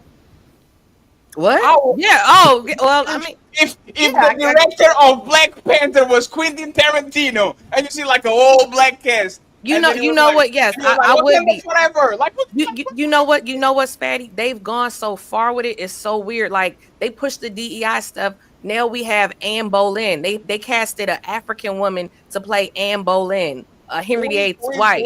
Who is Anne Boleyn? Anne Boleyn was Henry VIII's wife. You know, Henry the king of England, Henry VIII. Was she black? No, she was a white woman. This was from Henry VIII from the 12th century. You know, like. They kind of were all fucking their cousins, so that's probably not probably an upgrade. That's probably not true. I'm just saying with the DEI maybe stuff, she's the best actress. Maybe she's the best actress to play the role. Hey, go. And then you know what I mean? So I need these. Chris, are you leaving? What? No, Chris is just saying hello. She can't be the best actress, Ghosty, because she's black and the person was white. Let me put Chris and Ghosty on the spot. Little Mermaid. Oh, let's get it. What do you guys think about that? The Little Mermaid. What do you guys think about that? Chris? I think if we're talking about if we're talking about like trying to get to a point where race doesn't matter, where we don't give a fuck about race, where there's like I still hear conservatives talking about being colorblind. If you want to do that and you don't give a fuck about race, then yeah, take a white person who was his wife and make them a black person, because who cares what color the person actually is? We want them to represent what the wife did, not what color race they were. And if we don't, but hold on, wait. But I don't think that like colorblind shit is actually important. I think that like representation is important, and if we actually once we start to acknowledge that representation is important to some extent, then we have to kind of admit that the like having a black vice president is going to be important as well, or having the first black woman on the Supreme Court is going to be important as well. And so if you do have a bunch of people who are equally qualified, having some other signifier that is going to be a tiebreaker that will say, well, all of these people will do the same thing, but I can have one little aspect that'll do more for society than any of the other ones will do. So I'll pick that one person based on that one little. So you are okay with you know what, Tom? And I would love that, but somehow it never benefits foundational Black Americans. So for that reason, I don't want it. And again, why it never benefits us? Black president. That guy is African. That's not a foundational and no. Let me explain why it matters, y'all. Definition of American is fucked up. Daddy, you gotta let me explain why it matters. Like you gotta let me. When people say, "Oh, Barack Obama is the first Black president," look, this is what Black people can achieve. What Black people can achieve, it shows when it's actually a foundational Black American. It shows that we came from slavery, that we came from Jim Crow, that we came from redlining. It shows that progression. Barack Obama bypassed all of that because his father is Kenyan and his mother's white. But I ain't gonna talk about the white American. Let me. He is. No, you're one. You're right, Tom. Hold up, Fatty. You ain't. Let me just finish. No, I'm saying I thought African American was for slaves, 1 second. not black. We have to have a conversation. I just want to actually test your consistency. All those presidents before Obama, were they white? Yes. What if they are descendants of Irish? What if they are descendants of Germans? What if they are descendants of British? No, Fatty, here's why it's relevant, Fatty. Here's why. 1 second, please. Just 50 years ago, Italians were not white, Germans were not white, Irish were not white. Even today, people say, "I'm not white." We're talking about Black people. I've never heard an Italian say they wasn't white. I've never heard an Irish person say they weren't white. I've never heard that. No, Fatty, there's different rules for Black people and white people, apparently. And let me finish. You have to be consistent. Outside of the United States, one thing I'm consistent on this. Never consistent. Outside of the United States, Irish are white, Italians are white, French are white, Portuguese are white, Spaniards are white. Everybody's white. It's all the same thing. I agree. I agree with that. I'm going to the restroom. Agree with that. No, in a general, bro, that's retarded. Hold on, Base. Well, it's not retarded. He's saying that the labels changed. He is correct. The labels change. And if we're talking about Black, like just to be clear, Black existed before like the United States existed. Like we were referring to people as Black as a race before the United States. So to say that it refers to Black Americans who were slaves at one point doesn't really make sense. You guys think Fatty is sitting down to pee? This is what I'm saying, Tom. This is what I'm saying. You said we've had a Black president as though that meant something, as though as though it has significance. I'm saying as a foundational Black American, it has no significance, because to show that the accomplishment, when someone says, "Oh, that we have this person is the first Black president," or Kelly Corrine is the first Black. You think people are going to make the same differentiations you're making? I know people don't, Tom, but that's why I speak. So then it does have the representation, and that's why I'm trying to educate y'all on it. Because again, when a Black person, when a foundational Black person reaches the achievement of first, it shows significance because it shows where they came from in this country, meaning they were. I think for most people, they see somebody who's Black as president, and now it's an acceptable thing. Everybody stop, right? I'm going to be a little bit more aggressive than I'm going to be a little bit more aggressive than I usually am towards my fellow Black American friends, right? If you were being consistent, your motherfucking grandparent came on the same boat that the Jamaican slave owner brought the Jamaican. They didn't. No, they did not. No, they did not. No, they did not. No, they didn't. No, they didn't. Respectfully, the transatlantic slave market went to Brazil, went to Jamaica. Most foundational Black Americans did not come from the transatlantic slave. That's what I'm trying to explain to you, Fatty. Most foundational Black Americans did not come from the transatlantic slave trade. If you look at the record, it's impossible. Yeah, what do you mean by foundational Black in people? America, or even African? Yeah. Great. We know that. I will wish to finish my point, right? Okay, Kelly. This is me being a debate, bro. Sorry, right? Don't blame it on the debate. Go ahead. It's just accuracy and logic. No. Stop. Everybody stop. There's two situations that are possible. Either the Black Brazilians were native, the Black Jamaicans were native, the Black Asians were native, and the Black Americans were natives. So they were all the same people, right? Because they were already there. And respectfully, they don't stop on the United States because the mass of land goes downwards. So America already had Black people. So your grandparents is the same thing as the Brazilian, the Asian, the Jamaican. No, it's different, Fatty. It's different, Fatty. How can it be the same? How can it be the same? I'm not going to be interrupted again. Now you guys pissing me off. Native American meaning that they were natives from America. Brazil is in America. Haiti is in America. Jamaica is in America.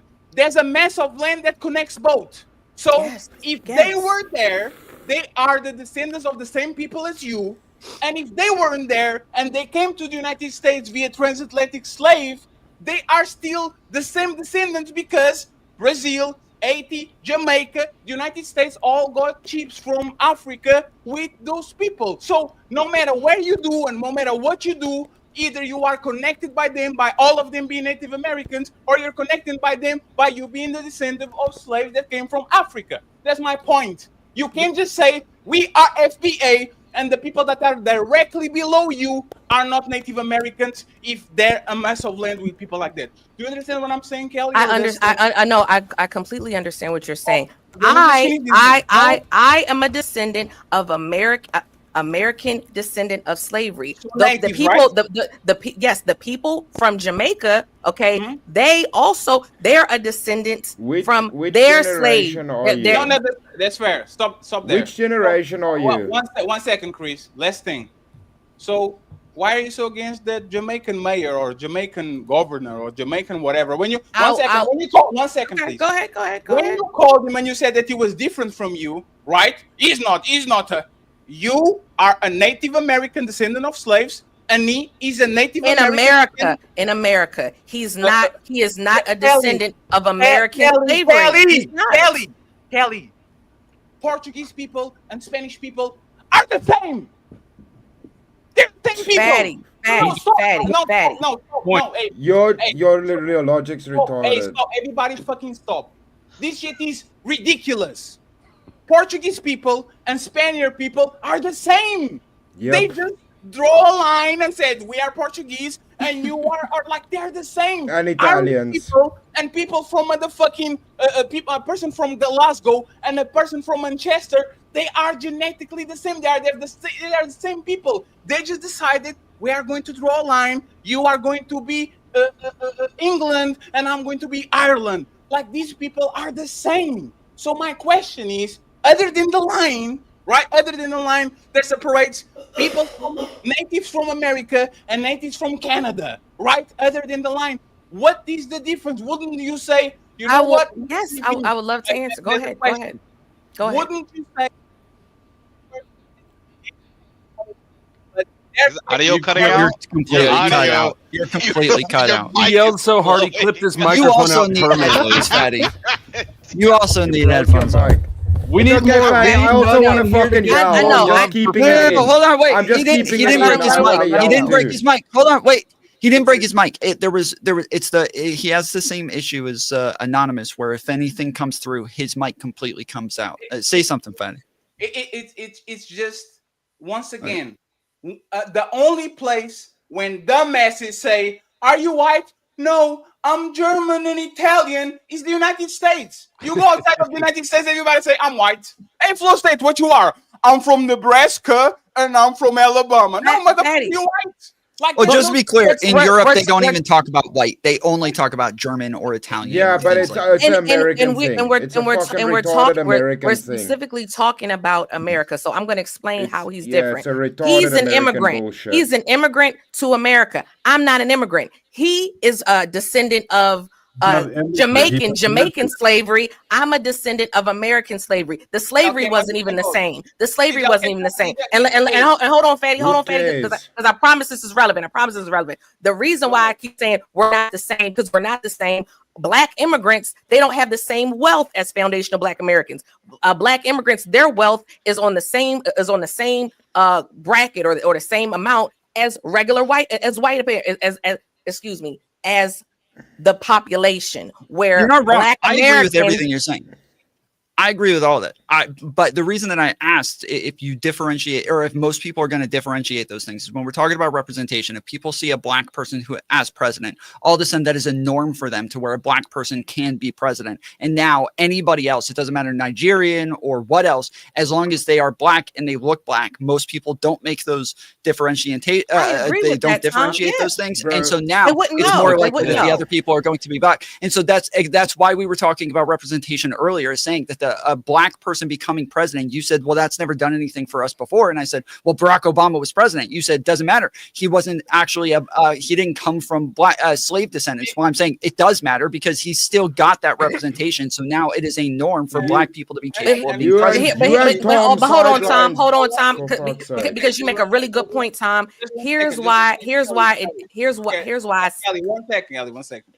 Mm-hmm. I apologize for screaming at y'all. I just want to ask one little question, please. Do you think he's so arrogant that Jamaica, that he's 2 hours away from the United States, and you think y'all are different? Like, do you think he's so arrogant? Y'all guys are literally 2 hours away. Yes. First of all, we don't. Do you think he's so arrogant that y'all guys come from the same? It's a completely different culture, Fatty. That's insane. That's insane. It's not about culture. It's about DNA and who the people are, right? They still were heavy on slavery. They still ate all those things that Americans ate, right? Actually, if you go look at the type of slavery they were doing in Jamaica, Haiti, Brazil, it was not worse. It was not worse than American slavery. It was. Everybody was slaves. I don't even go into debate that, right?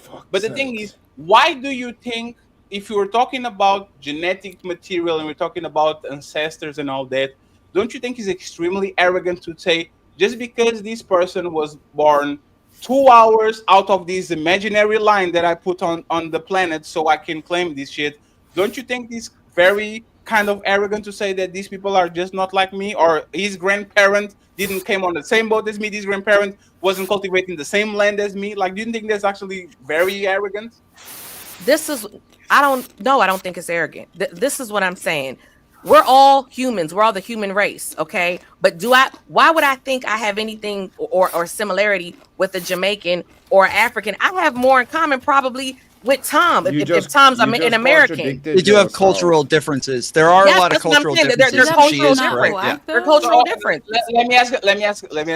Okay, if it's cultural, why do you relate to African? Because you don't know shit about Africa. Then. I That's don't. not your First of all, culture. Chris, I've never said African American. I would never say I'm well, that's African good American. at least. Yes, I would never do that. Makes sense. Yes, I actually 100% agree with you, Chris. I made a whole Because as TikTok far as about I'm it. concerned, the only other dude who's African is that dude down there who's It is, first yes, generation. Fatty. Sounds like Black you're Dawn putting more are identity African. politics than anybody else. One second. First of all, I'm European. I am European. I'm from the European Union. First of all, so shut Yeah, the fuck you're up. Portuguese, bro. If y'all can claim America, I can claim Europe. That's the first one, right? The second one. Take it, Whitey. But to back, let me just reply to what Tom said, because it's really important. My name is Go ahead. Claudio. He's a Roman emperor. You guys need white. Are you in the You bathroom need to still? shut the fuck up. I have more in common with motherfucking Claudio from Italy than I have with all you motherfucking Negro motherfuckers in the United States. But you know what? No, and you know what happened? There's a lie. There's a lie. Look, I don't know what you got in common with me, Fatty. I'm not even gonna go there. But I just want to ask you a question, right? Yes. Yes. Audio is that? Jesus Christ. Greg Bass probably. Like it's mute. Who's licking their microphone? There we go. It's done. It's stopped. So this is what happens, for example, with the NBA. People all across the world that look white are rooting for Luka Doncic and for Nikola Jokic. They have nothing to do with their culture. They are not on the east of Europe, but they, like a kid or a person sees a white person just like me, and they go and support them, right? And the same way, for example, you might be from Midwest, growing up watching Larry Bird play, but just because you were black, you were rooting for motherfucking Magic Johnson that was literally on the other side of the country that had nothing to do with you, but you would support him just because he is black. My question to you, Kelly, is do you feel like that, right? Do you feel, for example, if everybody's racing and everybody's white and you have people from the United Kingdom, Spain, Portugal, France, all that, and you have Usain Bolt, right? It has nothing to do with them. Who are you rooting for? I'm going to root for the American. If there's not Americans there. I'm not going to root for Usain Bolt. Why would I root for Usain Bolt? I don't care. And this is, I think, is the worldview that I'm talking about, right? And you guys can have it afterwards. I went and watched Sinners, like the movie from Michael B. Jordan on my movie theater. It was filled with black people, right? And they had nothing to do with Americans. Everybody was extremely proud of that movie, just like when it comes to Black Panther. I'm not American. I have literally a motherfucking Black Panther tattoo on my fucking arm. We look at LeBron James, Usain Bolt, Rachel Hamilton from the UK. We look at Ronaldinho from Brazil. We look at every of these people and we say, this person looks just like me, so I'm going to root for these people. Fatty, I can refute. Okay. My only question is, you never felt I want that? Kelly to be able to answer my question. No, I got you. You guys can go back again. Bro, they derailed the whole question. Do you remember what it was? No, I'm gonna answer Fatty. I'm gonna answer Fatty. And I got them. I once upon a time, maybe I would have rooted for Usain Bolt because I like Cool Runnings. I like I like Jamaican music, or because I do like some dance hall, whatever. Now I'm gonna root. I root for the American, whether it's a white person, the black, whatever. I'm gonna root for America. Now, like you said, if there's no friggin' American in the running, and it's Ukraine, and it's Jamaica, and it's let's say Senegal, I'm probably gonna go for the Jamaican because Jamaica is closer to America. So race is not a factor for you for the most part. Yeah, and actually, race is a social construct. So correct. Yeah. No, gender. Anything like gender? Anything? Oh no. We used to. Oh, if it's a woman, I may root for I may root for a woman over a man. Sure. Yeah. Okay. Yeah. But but as far as race, no. Probably not. I just wanted to make sure the level of tribalism that you were willing to go, but I will accept it. Hey man, Africans wrote the book on tribalism. You see, but that's his point, though. Is the initial question was about identity politics, right? So let me answer what you were saying, Tom, because it's really important. One second before I'll go, let Black Don, because he has a point on what y'all guys said, and then increase in tone. Well, you see, this is why you can't trust liberals, and why they just don't really care about black people. See, I know I'm a tether, right? I know my spot, but they don't seem to quite understand the actual experience of FBA. Okay, FBA is a different and unique experience. All right, they were getting whipped in the fields. They had to fight for civil rights. They had to go pick the cotton and vet the cotton gin and all that shit. You guys will never understand that. All right, you have no idea what that is. That's a whole different type of history and background. For you to just completely just offset that, just be like, oh, well, I'm black and you're black, is an extremely oversimplistic view, and it's also ignorant. They have their own view, and for you, they have their own identity. Hey, hold on. Just 1 second. I'm sorry, I'm being overbearing. Hey, Black Don, anybody when you were sending those $100 super chats, $150, $50 referral, right? They said, hey, hold up. We only accept FBA imaginary coins, okay? $3, $6, $11. I was supporting them. He is, and Don, you would not be considered a tether because of what you just said. Everybody that's a black immigrant is not a tether. My parents sold other people to slavery. All right. Oh shit! No. They didn't. No, they didn't because all of them were already. No, they didn't. All of them were on the United States already. Oh yeah, you're right. Yo, Fatty, can I just say, Kelly and Tom derailed the hell out of this conversation. No. It was about dude. This was about Little Mermaid, and you guys went to Obama. And I have to address it. You fucking completely derailed the conversation.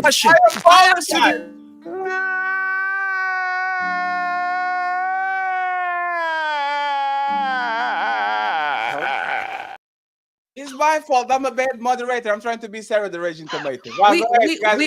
We can move on, and I can address what you said later, Tom. But I can address what you said later, Tom. You can actually ask that, Tom. No, I asked the same question four times. No, Tom, I'm going to explain it. Please, let me. It's going to take me 2 seconds, Tom. Why I don't care nothing about no Barack Obama, and why people shouldn't look to Barack Obama as an example of black people able to achieve the highest position in the land is because Barack Obama did not come from chattel slavery. Barack Obama did not his lineage did not come from red line. He didn't get to go through Jim Crow. Didn't go through all of that. That's a different question than what I was asking. I understand that's different than what I was asking, though. I'm not asking what people should do because I agree people shouldn't care about these things in the way that they do. But I'm saying we agree that people do care about them in just the more very shallow looks. And if they see somebody who is black, then they say, oh, this is starting to become a norm where somebody who is black can be in charge. They can be in high positions of power. They can be the president. So now I'm saying that representation does, in reality, do something beneficial for the black community, whether you think he's part of your community or not. I'm saying, in reality, it just does help, right? No. I was in Chicago when he won. 70 million people voted for him. You weren't there at the inauguration, seeing the people crying and the amount of pride. For you, it doesn't. Oh. Yes, no. You're right. You're right, Sean. Because everybody used to think. You can talk about how it feels to you, Kelly, but that doesn't mean you speak for all of us. We can see overwhelmingly he won both of his elections. Overwhelmingly. So yeah, it don't matter to you, but it matters to us. And he never lost like the 47. Never lost. And you know what, Sean? The problem was that so many boomers looked at him and thought he was the same as them, and he was not. Wait, and Kelly, you're doing it again. We're not. You're doing it again. We're not saying what should be. You're saying it should be this way. We're not asking about what should be. We're saying what is. We're saying people do look at him as a representation. So that every time we say they do look at him as a representation, and therefore he does benefit black people. You're saying, but he shouldn't. Well, we're not talking about should. We're saying he does benefit black people. For my Caucasian, my Caucasian brothers and sisters, let me ask y'all a question. I'm just thinking about this. I'm not white. I get to answer this. Yes, I'm white enough. We can't be doing this. And Sean, I need 10 memberships from African Americans, Nigerians, FBA, white people, and Native Americans, please. Right. No, I don't care. I'll take all credit cards. Thank you very much. Go ahead, Sean. Interrupt. So look, Trump's family is German, right? Yes. His family is German. Yeah, they are. But will we agree that they're American? People see him as white, right? Yes. We don't see him as German. Yes. No, he's American. Nobody gives a shit about the German aspect of his lineage. They don't speak German. They know nothing about. They're not German, bro. That's American retarded logic. Exactly. So nobody cares. Yeah. Like, he's a white man. So why? He's a white American. Same logic with Barack Obama. Yeah, I already explained it. I already explained it. I'm not going to beat the dead horse. I already explained it. It was a unique African American experience. What's so interesting? Did you read Barack Obama's? You wait your microphone, Black Dawn. What? What happened? Am I good? You're good now. You're good now. Let's go. Did you read Barack Obama's book, The World and Me? Did you read his book? It was a completely different experience. He grew up in Hawaii. Which black person grew up in Hawaii? Bro, that's not what we're talking about. We're talking about the impact and the perception and whether or not it motivates people that look a certain way. Can I please add something on real quick? So I'm absolutely a Hawaii-born black person. And Ghosty, before you go, Ghosty, you better not say that Dwayne The Rock Johnson is not black. I'll punch you. I would never say that. I'm after. Okay, so I'm an artist. So I grew up with like a lot of artsy people, and I grew up with black girls who would like draw characters and stuff of themselves, and they would draw themselves as white characters. Like I saw this with like multiple people. So representation in media is important. That's all I wanted to say. I could prove it. I also know like my mom nannied for a white family who adopted 2 black kids, and they were brothers, and the one black kid like literally he went to an all-white school and he literally hated his blackness, like, and he was like 4 years old saying this shit, that he hated being black, he wanted to be white, like a fucking 4-year-old saying this shit. So how can we not say that representation hold on in media Fatty, isn't important? What's your favorite anime? I assume it's Dragon Ball Z, right? Absolutely not. My favorite anime is Attack on Titan. Okay, how many black people are in Attack on Titan? 3. Representation doesn't mean shit! There you go. Wait, you're talking about... There's no fucking... There you go! There you go! There is black people in Attack on Titan. What are you talking about? It's talking about anime.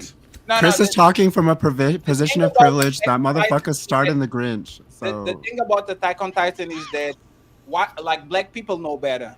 Black people see the Titans and start running. Nobody cares about representation. Like Scooby-Doo. Oh, let's see what is happening. Dude, there. nobody cares as long as it's good. Nobody cares. Wait. Nobody cares. There were black people in Hey, Black Don, if Scooby-Doo was a crew of black people, that show would be 30 seconds. Oh, there's a monster there. But no, Fatty, run away. Fatty, there was black people in Attack on Titan though. Like there was. It was one. No, but it was a whole lore behind it. They were called the Children of Ymir because of their black. No. Dragon Ball Z though. They were not black, but they were treated like. I kind of see your point over there. Well, I mean, I'm talking about the fact that I grew up like the only white person in my neighborhood. I grew up in New York. I grew up in the hood. I eventually moved to Atlanta, where I was the only white person. My dad pastored a only black church that I went to an all black school. Like this is, there was one other girl in my entire class, the whole grade, who was white. I ended up like becoming best friends with that girl who was the only other white kid. Like, and it's common in schools today where this is, well, I mean, I think that like some sort of tribalism is natural. Once I lived in like the suburbs of Georgia, there is like maybe 10% of the school is black. And if you walk into the lunch cafeteria, all the black kids are at one fucking table together. And then everybody else, everywhere else is white, or there might be a fucking, Spanish speaking table over here as well. The people who share like common characteristics with one another, share culture with one another, share like upbringing, they are more likely to be together. And I was almost always sitting at the black table with all the fucking black kids because those are the people that I shared most of my like upbringing in common with. Nobody's going to rebuttal the part that says, I was a white man. He's even in a black neighborhood. Shut the fuck up. Hey, Tom, you could actually sell a book with that shit. I could be the jerk, yeah. You could sell a book with that. Wait, you went to an all black school? You didn't date a single black woman? Sorry? You went to what was the last one? School and you didn't date a single black woman? I think you're wrong, Black Don. No, I've dated black women. Oh, okay. I was gonna call you racist. How many black kids do you have, Tom? Prove it. Yeah. No, this is a joke. Okay. So let me ask this, and then we out of here. Okay. This conversation just went left, all the way left. And friends, I apologize for reading the super chats in a very negligent way, but the education system in Portugal is not that good. So trying to do better. Woo! So the last question of the show, and we still need 10 members, so please become a... Oh no, we need 5 members. Who donated memberships? Oh, shout out to my boy Carl Consigliere. See, I'm not Italian. Consigliere. Thank you very much for the memberships. I appreciate you. Salute to you, brother. I appreciate you. Thank you very much for the 5 memberships. We only need 5 memberships to go, and I'll read the super chats as soon as we get out of here. Thank you very much, sir. I appreciate you. 5 untouchable memberships. The untouchable empire, baby. And please follow us on Discord. White people, black people, tall people, retarded people. We need to get to 500. Okay. Shadow Dragon, thank you very much for the membership. We need 4. Last question. Okay, last question of the show. Is victimhood being weaponized by both left and the right for power? And I would actually want you, if you think that both are doing, pinpoint who is do we need more. Okay. I'm going first. Republicans feel that they've been victimized by Democrats. I just think holistically, every single one of their points, I think from a populist perspective, is kind of based around victimhood. And I think it's based around more of like a spiteful nature rather than actually proposing policies. Now, I'm not saying every Republican. Obviously, there are people who come at it from more of like addressing issues. If you've had a Democratic government and you want change and you have people proposing that change and they happen to be Republican, that's different. I'm just saying in the context of like the social cultural issues, I think it comes from a victimhood mentality. And I also think it comes from like being repressed, canceled, things like that. So that's what I'm kind of pinpointing here. Based, do you agree that Republicans are bigger crybabies and snowflakes than Democrats? So another example would be The Little Mermaid not being white. That would be an example of like self-imposed victimhood from the right. Who gives a shit? It's a Disney movie. Yeah, no, do you know who gives a shit? People who are invested in the law. Do you know what law is? Yes, I know what the lore is, but why do you care about? You're like being you're like accurate. 50 years old. The Little Mermaid lore. I would understand. Accurate to a story. I would matter. I would understand if they recasted Cindy Lou Who as maybe a black character because you starred in that movie and I know you hold it close to your heart. But in any other movie, no one gives a shit. We should start rewriting history books because of representation. And mermaids are real, bro. Mermaids are fucking real. Yeah, we should just fuck with everything. Yeah, we should just fuck with everything because it's better. No one gives a fuck. We've had white people playing black people. We've had white people playing Asian people. We've had white people playing Native Americans. Just fuck it all up. Doing this. Just destroy everything we love. Chris, we have always been doing this. That's my point. Yeah. We've always had white people playing Asian people. We've always had white people playing Native Americans. We've always had yes, really. Wait. When did Black Panther come out, Tom? Quickly, when the fuck did Black Panther come out? I didn't say anything about Black Panther. When the fuck did the comic come out? I didn't say anything about Black Panther. What the fuck? Was Jesus white? I don't want Jesus wasn't white. Jesus was brown. Jesus. I want motherfucking Santa Claus. We have a deal. I'll give you Little Mermaid back, and you give us Santa Claus. And this was a South Korean woman. Motherfucking Christmas, we are going to have a motherfucking.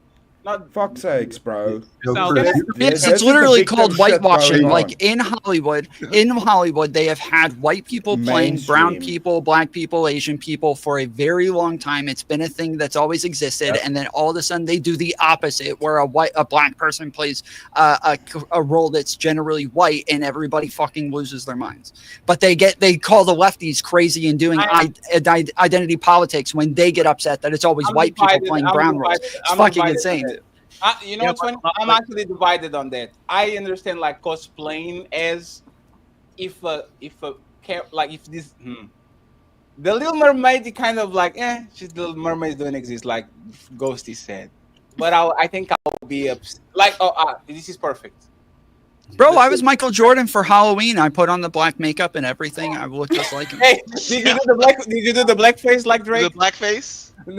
Oh, you should have just been a white Michael Jordan. No, but you should have just been a white Michael Jordan because canon doesn't matter. Canon doesn't matter, so you could just be a white Michael Jordan. Because fuck being I told you I accurate to grew up in an anything. all-black neighborhood. Nobody knows. I had to show up an hour and a half late to this panel just so people No. knew where I come from. Just do a movie with Michael Jordan being white because it doesn't fucking matter. I think Chris is consistent with something, right? For example, they are going to release the Fantastic Four, and they kind of announced or they are teasing that the Silver Surfer is going to be a woman. Going to be a woman, yeah.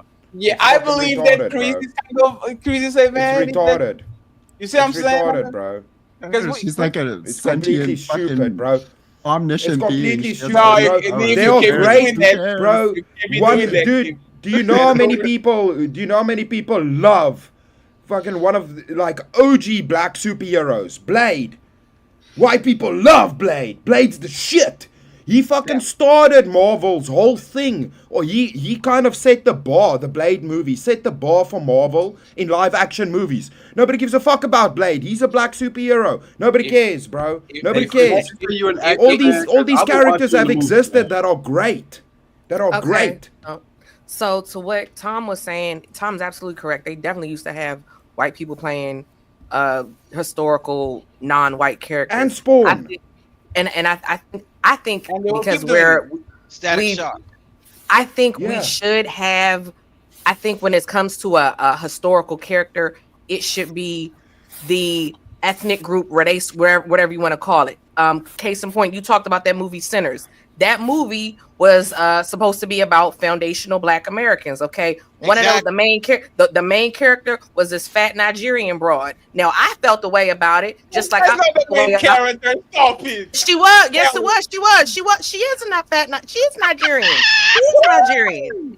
Now I felt the way about that, just like I felt the way about Cynthia Erivo playing Harriet Tubman and Aretha Franklin, because Cynthia Erivo, you're a British Nigerian. That was a role that should have went to a foundational Black American actress, because it's not that many roles. Just like when they casted Cleopatra for Netflix, it should have went to a Greek person or a white person or whatever, because Cleopatra actually was of Greek descent. So I think we should have.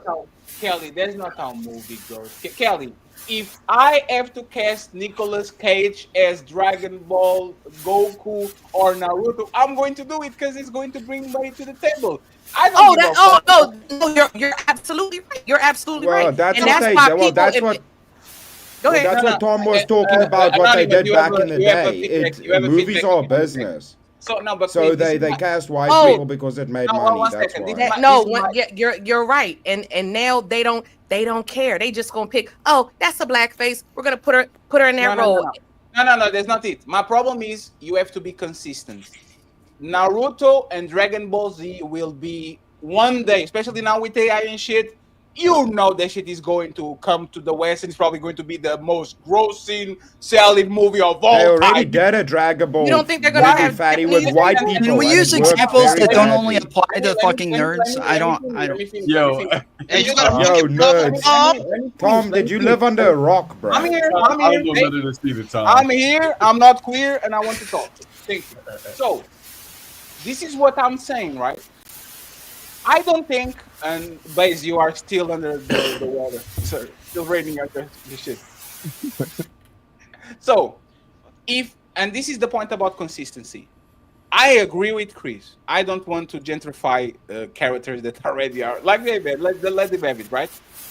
Oh my God, Baze. Bro, if they make Spawn a white guy, I'd be just as pissed. I'd be just as pissed. No, it's fine, Baze. Leave and come back. So, but Chris, this is the thing, right? And this is the part about whitewashing. If they do Naruto, you know they're going to pick white characters. Your eyes, Sean. No, it depends if they want to fuck it up or not. 1 second, Chris. Power Rangers were technically Japanese or whatever the fuck it was. And they did one Native American and one Black American. Like, they literally took the Fatty, you're saying this, the business would do this. What do you think would be better? An Asian Goku that looks like Goku, or fucking Tom Cruise? Which would be better? Even look Asian. He doesn't look Asian at all. Which would be better? Then none of them look Asian. If Power Rangers, They Americanized it. It's not the same thing as it was in Japan. They Americanized They're it. also wearing masks 90% of the time. Who gives a fuck? Yeah, we are not.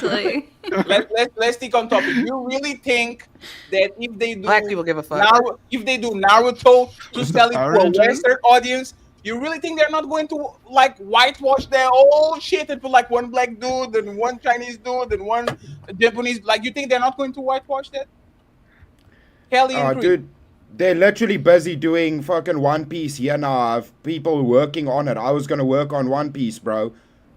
The main character isn't white. The main character isn't white. Yeah, Blackbeard. No, but there's the point. But like on that show, you kind of actually see representation because there's Aokiji is black, right? You can actually see who is black, who is white, who is this, who is that. So that movie, I kind of understood why they will cast different people from different places. That's not. I think we have overrepresentation. Dragon Ball. One I was second. more into Two Piece. Yeah. Dragon Ball, and I got you, Black Dawn. Dragon Ball, they all look the same, and the people that don't look the same, they look way out of this. It's kind of debatable. I think we'll be fucked up if Ghosty said, "Those people are Saiyans. They are not even humans. Why are you guys casting the Black Goku?" I think that would be fucked up. Because kind of like they are aliens. It ruins it for people that actually care about the stories. And if for people to argue that you can ruin stories that have lore and history and fan bases for a ulterior narrative, people who argue for that are fucking retarded. I'm sorry. Chris, you've already enjoyed it. You've already enjoyed it for your entire childhood. I don't know anything about Dragon Ball Z. Maybe they want to appeal to me. No, what does being black doesn't change the lore? Nobody cares about you. Why does them being black change the lore? That's Maybe the thing. why How it's does it- Sorry, my little Fucking- friends, we can do that over here. If you don't know nothing about Dragon Ball, you need to shut up. I need to cast Hunter okay. Schafer. Yeah, I'm never going to be talking about it because nobody here knows about Dragon Ball Z. You guys are the only two. No, talking you're about the only one that doesn't because you live under a fucking rock. Oh no, I know nothing about any of that. Hey, no, a bunch of people on the panel said they don't know what the fuck you're talking about. Everybody on the panel doesn't know what you're talking about. Chris, if anyone lives under a rock, come on. So, hey, but listen to me, Rock, right? For example, let me, Black Dawn. The Gladiator, right? That shit was, right? The Gladiator is in Rome, technically, right? And I don't see it. People are not, because people don't say, "Oh my God, I can't believe they got Russell Crowe to do this Gladiator movie," when this clearly by Italians. It should be an all Italian cast. This is like the purity test that is actually going to bite you on the butt sooner or later, because you're going to go so far that you're going to be victim of your own reasoning. That's my only problem. I don't think people are consistent. They will complain about these characters not being black, and they will say, "Why you putting a black character on that?" And then as soon as you turn around and you have to depict a movie from Europe, from Brazil, from whatever, now all of a sudden everybody can be American on the cast because we have the industry, we have the best actors, and we're not going to import people to Hollywood. I just want to say one thing, and at the beginning, back then you got it. Oh, just one thing, yeah. No, it's me being narcissist. For example, the kid that did Snowfall, he did a tremendous job to the point where people didn't know that he was even from the UK. If a person can trick you into you thinking that he's a local when the motherfucker is born in motherfucking Liverpool, I think he earned the job. I'm sorry. And The Little Mermaid, I think it was a wonderful movie. I saw the little kids all happy and shit and singing and all that. I think they did the job. If you're competent enough, maybe you shouldn't get it because I don't want black people on Dragon Ball. Go ahead, Black Dawn. Yeah, black people should not be Saiyans in Dragon Ball, all right? Because there's this one character that always... The Popo? No. Mr. Pope. Don't say Mr. Popo. No. Don't say Mr. Popo. No, you know Frieza. Black Dawn, you are so quiet on my end, bro. He calls insanely quiet. He calls them monkeys. There you go. He called them monkeys. Yeah, I don't think that'd be a good. Tom asked, Tom asked, why can't they be black? So how about that? How We about are the going- Saiyans that change into big monkeys? Yeah, Tom, that would work We are great, going wouldn't to it? cancel Nif. Nif is going to be Frieza. She's going to say, Wait, you "Shut want up, need to you be monkey." Frieza because you transform. That Saiyans turn into monkeys, Yes, bro. for information. Honestly. Doesn't that make the war You're gonna better? get your show canceled. You're gonna get your show So canceled. whose knees? Whose It'll knees? go woke. It'll go broke. No, Nif could be Frieza, but this is what I'm talking about. Let's go back to the conversation so we can bounce, right? You guys think I wore this color as a coincidence? I don't think so. No, it's because there's some Frieza is kind of androgynous. Like when I was a kid, He doesn't have a gender. When I was a kid, I had no idea what the fuck Frieza was. I was like, Frieza doesn't have a gender technically, you're right. Yeah. So the thing about it is, once again, it was just a joke, but it's kind of true. Like we used to call the lefties and people in the left snowflakes. Is that something that is done in majority by the left, or there's a much amount of snowflakes on the other side? This is the last question, and then I'll read the super chats and we'll wrap it up. It depends on which topic you're talking about. Oh, yeah, there's just as much snowflakes on the other side. Are you kidding me? It depends on which topic specifically you're talking about. Yeah, I mean, if we talk about like Christian stuff, we just saw all the people freaking out about the stuff. I think it was at the Olympics where they had the Last Supper, and everybody was super offended by I think it was like a LGBTQ Last Supper sort of thing. We see, we know that like if you grew up in the 90s, for some of us, that yes, that like lots of us saw the shit about like whether or not they said Happy Holidays versus Merry Christmas. We see the things with today with like people, I think it was like a couple of Republicans called Trump a Nazi, and now everybody freaks out saying everybody's calling Trump a Nazi all day, every day. And it's like, it's always some sort of like, victim mentality for the far left, which I think most of the things that you guys are talking about when you're talking about allies and crap like that, identity politics, most of this is more like progressive spaces. And then when we're talking about the victim mentality on the right, most of it's going to be farther right. Unfortunately, that's MAGA right now, but that is that I think that like a lot of this stuff does come from some sort of like populist oppression narrative that makes them feel like everybody else is hurting them in some sort of way. Yeah, I agree with that. I agree Like, mostly. I agree mostly. Yeah, because the thing is, right, because I agree with like the right side, but like I live in Massachusetts, and like some of these people are snowflakes. I'm just keeping honest with you. Like I saw like a woman, well, she looked like a woman, so I said she was a she. Why you misgendering? And then she got upset about that. I'm like, but you look like a she. Like I'm not trying to offend you, but like what the fuck? I don't know. You're like, no, it's sir. Like all right, like fuck you. I call you shit. I call you it. Yeah, I think that. But like, like it's just like to say that the snowflakes on the right, yeah, but to say that the snowflake thing didn't originate on the left, I think that'd be like disingenuous. Oh yeah, definitely. Y'all kind of. I think the origins are on the left, but the right has taken the torch and they're fucking they're running it into the ground. As I said, the term may have originated as a label for the left, but as I said, I can bring up tons of examples from the 80s and 90s from the Christians on the right freaking out about every little thing that was oppressing them, like Christmas, saying Happy Holidays instead of Merry Christmas. This shit was all the time. They're the ones who started ratings for movies, where it was actually a group called Mothers for Christian Moms or something like that, who said that they didn't want their kids watching things with cuss words and stuff, so they had to start putting ratings on movies because Christian moms were always up in arms about all of these things. Christians were freaking about every little thing. We just about talked about Baywatch one being on television. Black Little Mermaid, Yes, everybody crying Yeah. about that. Like Jesus Christ. That's a great. But I'm saying, but Little I Mermaid just want to be clear. like you said, Ghosty. Yeah. I'm just saying that when we say, oh, the snowflakes originated on the left, well, the term originated for people on the left, but people on the right had been doing it forever before that. Yeah, I think religious persecution has always been an argument to push the bounds for religious freedoms in like secular nations. And I think this perpetuated like victim complex is continually like played on. Like it starts with, okay, we're not allowed to like pray in school.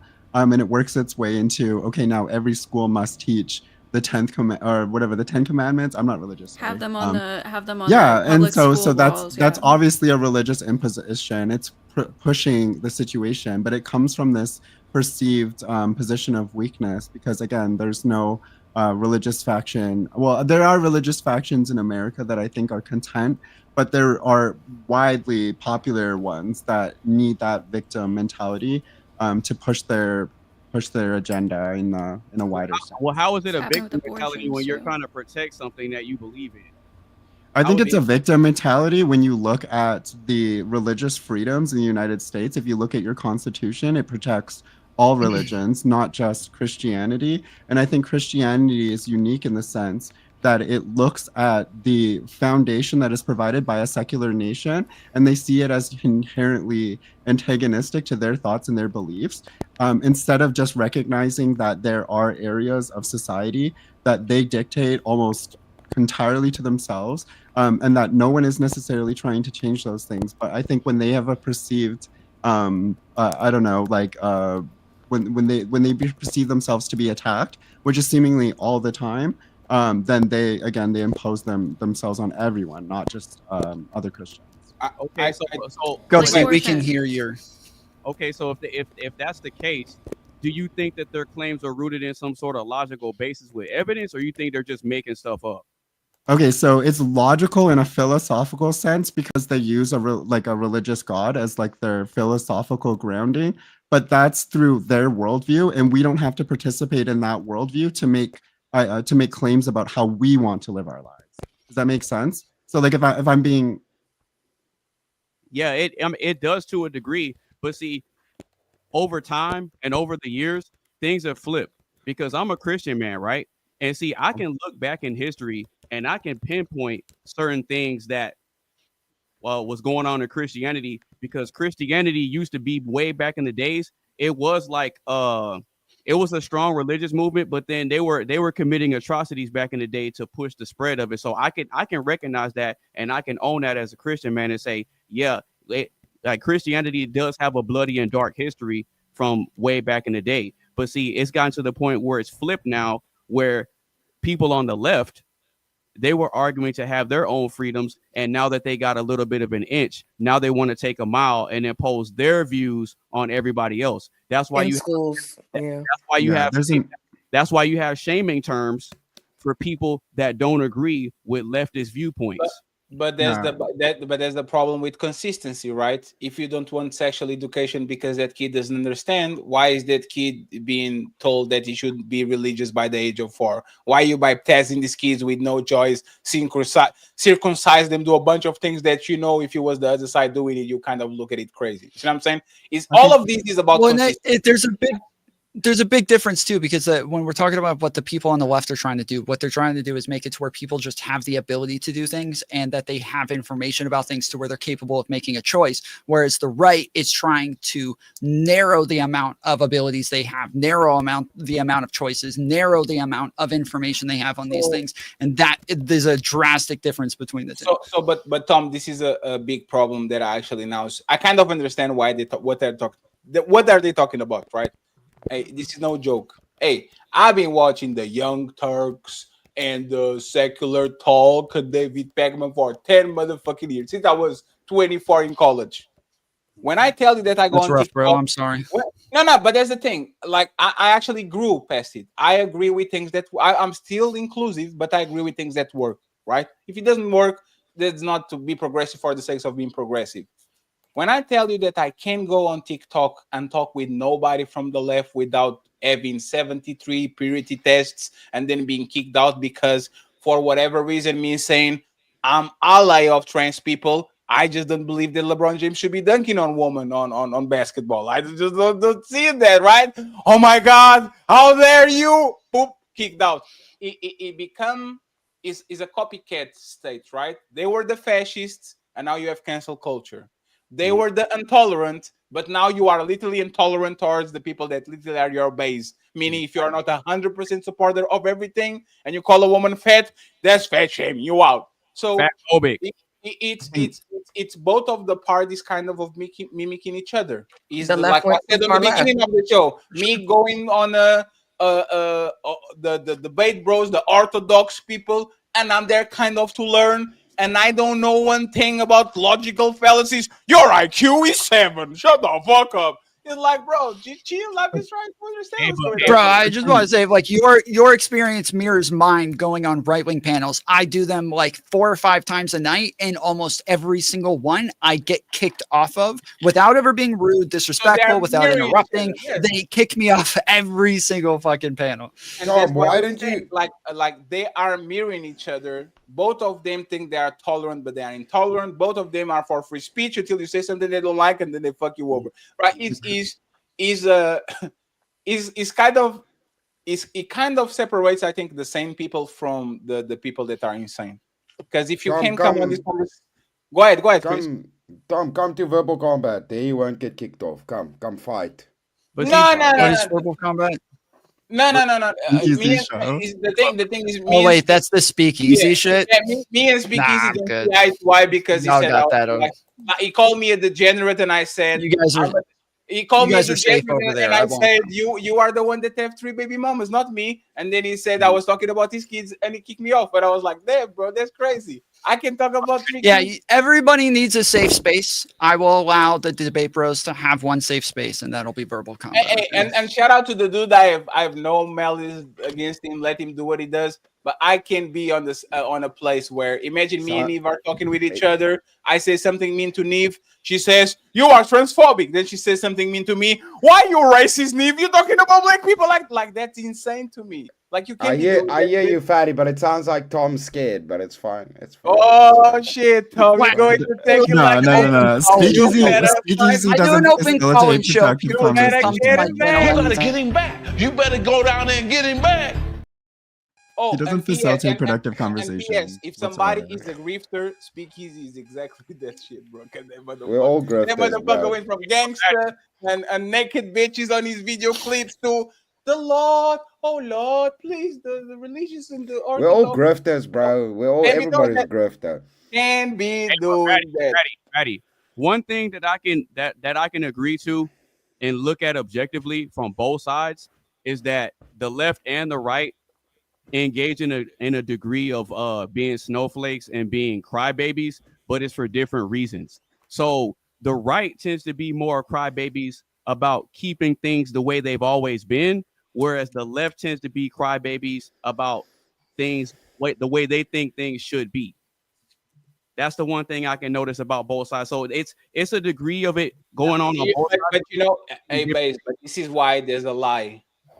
Did you saw that Donald Trump started to sell Donald Trump 2028 ads on his store, and everybody was like, "He's talking about his son." Get the fuck out of here with that bullshit, bro. Like he's totally trolling. He's totally trolling. But that's the point. Is we are constitutionalists until it doesn't benefit us, and if it benefits, now we're going to change the rules because that's what we do. And for the left, is the same thing. But there's the thing. It's just about consistency. Go ahead and be consistent. You can't complain about your little gun, pew pew, because there was a mass shooting in a school, and now people are trying to bring a little bit of control so your kid is safe at school because you say my constitution, and then on the next day, this motherfucker flirting with the third term, and now you don't say my constitution. You say, you know what? There's amendments that we can do. Like that shit is dishonest. So just moving the Overton window for a third run in government by releasing hats and testing us to see how we feel about it. He's totally trolling. Yeah, I agree with you, Patty. It's not trolling. It's not trolling. How is it's unconstitutional? The only way fair enough. I agree with what you're saying. The guy literally tried stealing an election while that was in the Constitution. He didn't give a fuck. So I don't think he's going to. Okay, so I think all I'm trying to identify here, Kelly. Biden got 88 million votes, Tom. I just want to say he is trying to push the boundaries right now for what is acceptable, and maybe not right now, but 3 years from now, you may have a different position on whether or not you think it's acceptable for him to run based on him drip feeding you things like, oh, a 2028 election hat. Oh, well, I could do these things. He's just testing the waters, getting his toes wet to see if there are enough people that support him doing that. And when he feels there is, he will. Can I ask you a question, Kelly? Yes. Kelly, anytime you want to go over the 2020 election, I invite you onto my show. Anytime you want to go over it, I'd be happy to dig into election by election by election. We can go over the data. I may take you up on that. I will make sure you guys connect. So Kelly, last question. I like Tom. You don't even know it. I'm a fan. Everything was actually. No, I like Kelly too. Thank everything you. that's able today. So I appreciate y'all once again for being here. And all the links are going to be tagged Great panel. in the chat, not the chat, in the description. If we clip something, everybody's going to be included. We are a party of inclusion, not exclusion, even though I'm not black. So, Kelly. Yeah, you're not black and I'm not white, fatty. I'm OJ. I'm OJ. So, Kelly, the last question. Would you be in favor of Trump changing the Constitution to run a third Anonymous, term? you got can't feedback change again. the Constitution. The president can't. You can change go into your settings real quick. Anonymous, if you go into your settings, click reduce mic background noise. That should help. I get rid of muted that him. fuzz. I'm muted. Hey, Kelly. Okay. Let me, Kelly. I'm going to give you this scenario, okay? Just say yay or nay. Okay. She ain't gonna say And yes. we need three members, She's friend. gonna We need fucking three tell the members. whole story, bro. We need three. We need three Caucasian members, friends. Let's go. We are 533 members. We need more three. So, Kelly, this man will run as vice president. JD Vance will twist his knee, and he will assume the place of president of the United States because JD Vance is not competent enough right now. Who is he? Hold on. You said this man. Who is he? JD Vance? No. Say it all over again. You're saying if okay. Yeah, say it all over again. Donald Trump runs as a vice president for JD Vance, right? Okay. JD Vance is the president. Somebody pushes JD Vance from the stairs, like magically, right? And he dies. No, he doesn't die. It's like the Steps Christopher down. Reeve. He just gets the neck and down, right? But still functioning, right? Would you be would you ask for new elections? Because this clearly was kind of machinated by the right wing to make sure Trump had the third vote, or would you say, hey, I'm in favor of Trump getting it, just go get it, big dog, I know you got him. You're thinking too hard. Tell the truth. No, because here's the thing. There's so many. You can't, just because you're a handicap, he still would be able to perform as president, right? When because that's why I said if he died. No. You are stuck on the wrong part. You can step down though. You can step down. Okay. So yeah, he steps down, and you're saying if he steps down, would I be in favor of Trump getting or ascending to presidency? Or you say let's go to elections because he's shady as fuck? If it looks shady, I think he should go to elections. If it looks shady, no. The scenario is shady in and of itself. So he's saying just him running as a VP in and of itself would already look shady by itself. If he runs for VP with Vance, we all know. Okay, well, we're actually voting for Trump. We're not voting for Vance. Vance is going to step down as soon as he gets into the office, and Trump will be the president again for another 4 years. Would you be okay in voting for Vance, knowing that he's going to step down and Trump is going to retake a third term? Oh no, I wouldn't. That's at the age of 81. That's crazy. The tender age of 81. Let's say. I wouldn't. So you would ask for the elections? Yes. That's the democratic process. Yes. I better not. Would you be okay with if the Supreme Court made a decision about like the fact that somebody had to be brought back and he just totally defied the Supreme Court decision? Would you? He cannot. Okay I'm not. I would never support a president breaking the law or excuse me, because everybody say, oh, he's a good. I would not support going against the Supreme Court. No, because that's why we have three branches of government. Yeah, we got to stick with the rule right now, but that's all right. Yeah, I was just gonna say. Look, I'm for three branches of government. I don't think somebody should have, autocracy or whatever. Yeah. I better not see you with the Trump 2028, Cap. I'll wait till you pay attention. Now I'm gonna say this. I actually do think he's gonna get a third term, y'all. I do think it's gonna happen. I do. I do know what happens is I think it's like if there's a war or something, then the person can stay the president. You know what I'm The incumbency advantage. Or rally around the flag thank you, effect. Neve. Thank you. Hey, Kelly, you know the But that- problem with but that that- shit?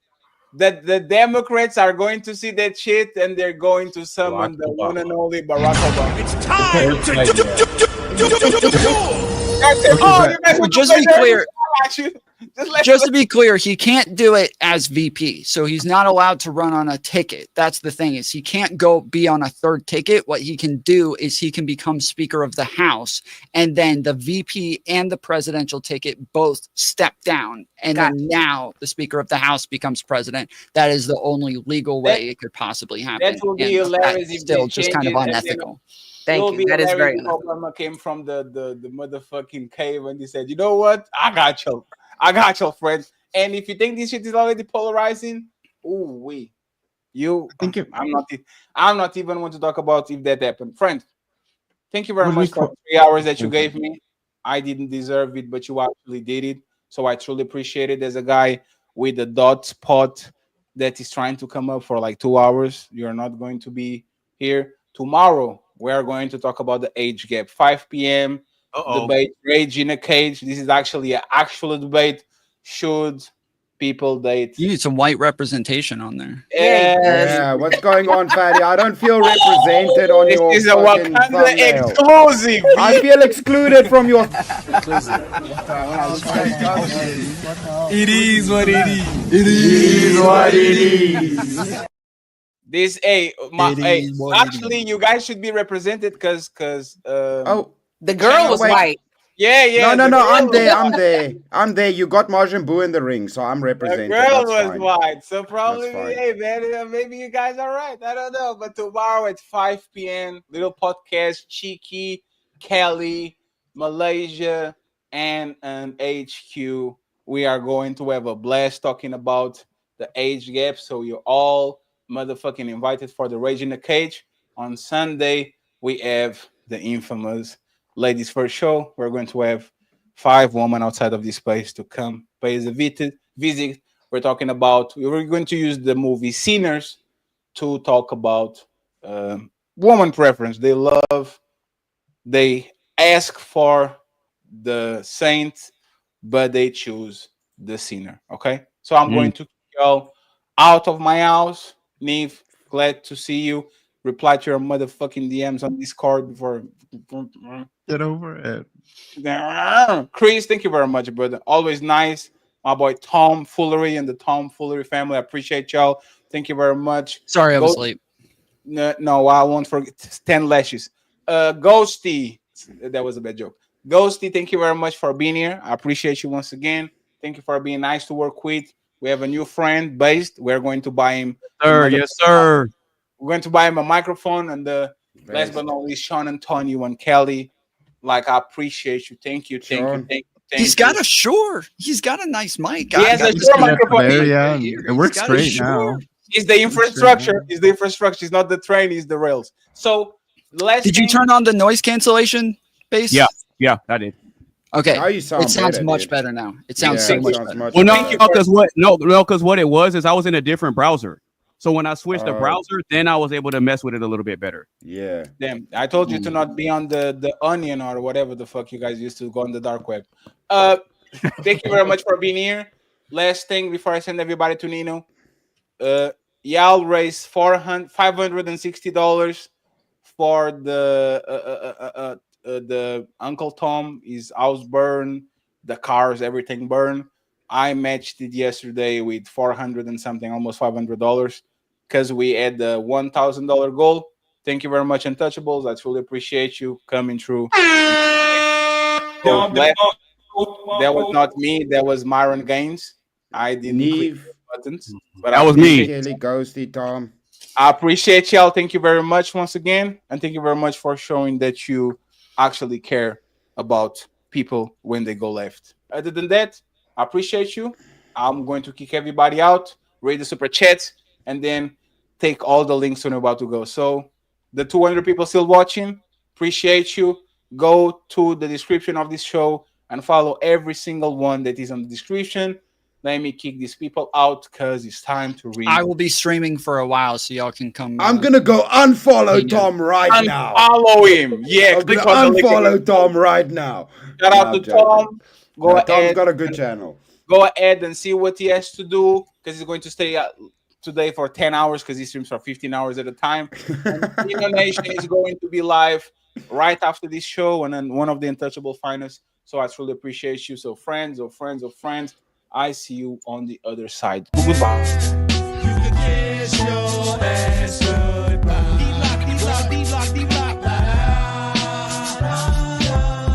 the song, yeah. You can kiss your ass goodbye.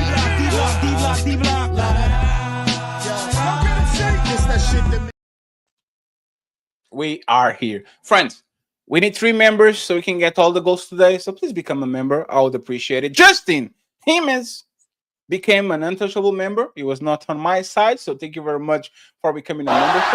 Thank you. We have my boy David James. He became a Chris Lestrange member. Thank you very much. I appreciate you. My boy Damien in the building saying, is there black conservatism? Is there black conservatism without religion? I don't know. Robert Demita saying 110 less fucking. Thank you very much, Robert. I appreciate you for supporting people on the other side. David James Flood, 5 British pounds. He says, tell all them the gens to go to church. With 37 to go. Chuck in the Tennessee, $5 says, name change equal Chief Republican. Thank you very much. I appreciate you. Still need to 3 memberships. Who is going to get us 3 memberships? PCZ, $5 says, what up, panel? Somebody really wants to know why Kelly is so determined to turn the conversation into a food fight. Leave Kelly alone. Kelly did great. We have John Erie, $5 says, what Kelly is saying is how many conservatives send their children to all-white private schools. Thank you very much, John. Carl Anderson, the sponsor of the show today, he says, black individuals gravitate to the Democratic Party for a reason, much like they had to gravitate toward the Republican Party many years early. They figured some progress is better than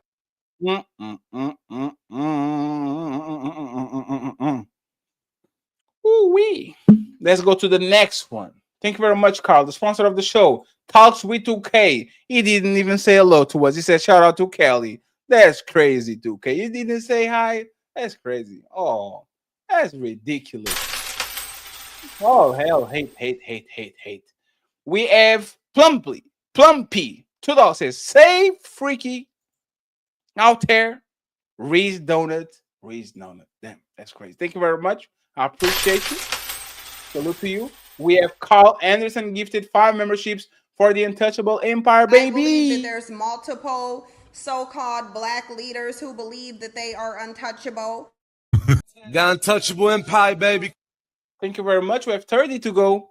Oxcat Exo saying $10 to somebody on the panel. Thank you very much.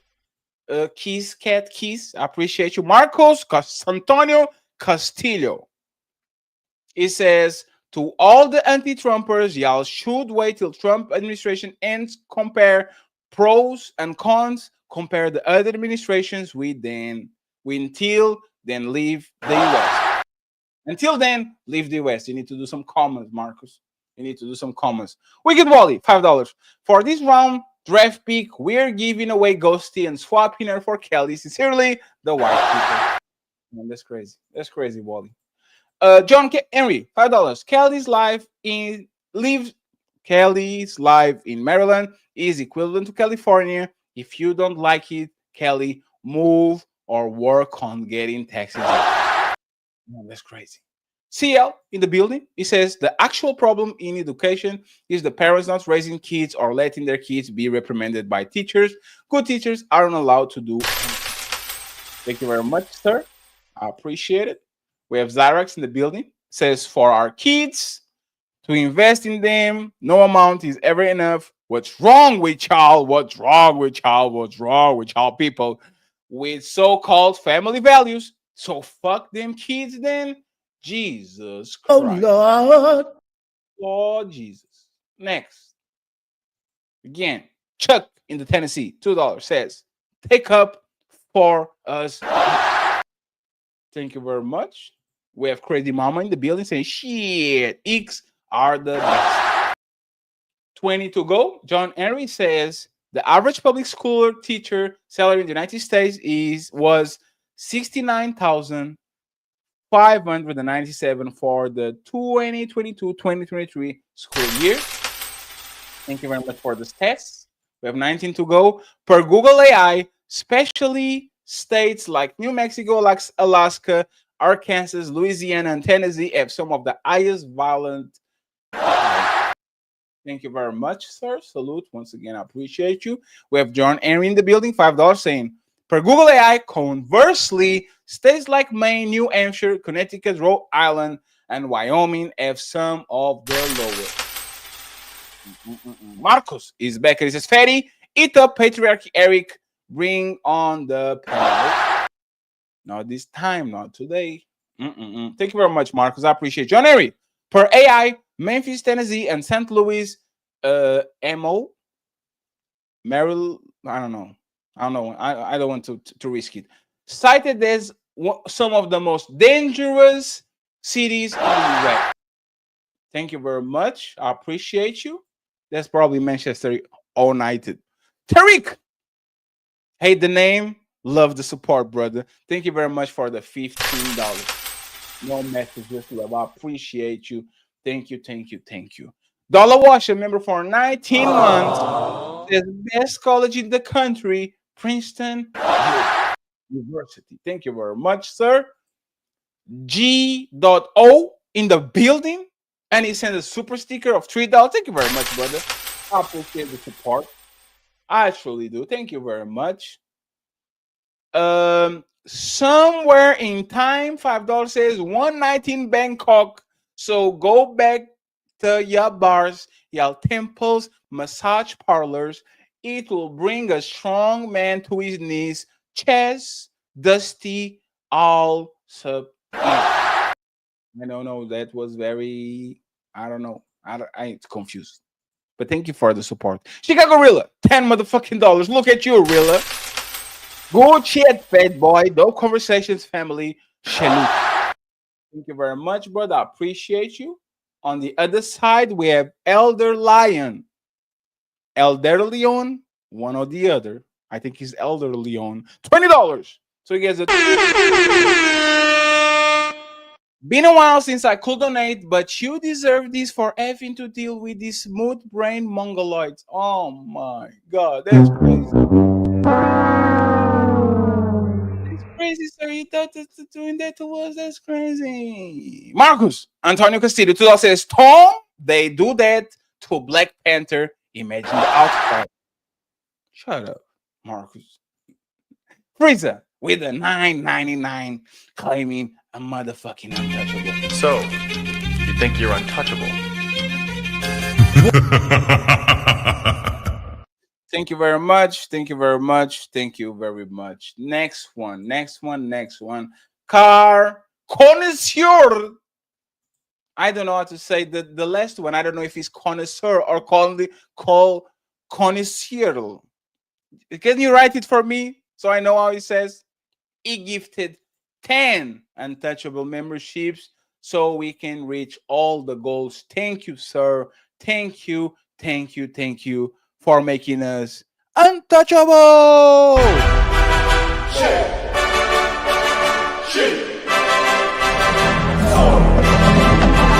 Evacuate the city.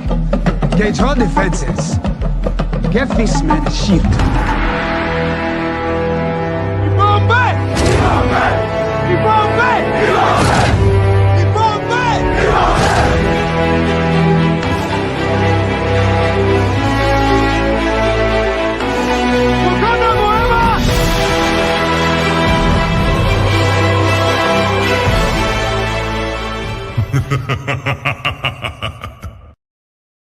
Hey, Twisted Papa, appreciate you, man. Thank you once again very much for always being a great supporter, sir. Thank you very much. My watch at the Dragon TV coming in with the Untouchable Empire membership. The Untouchable Empire, baby.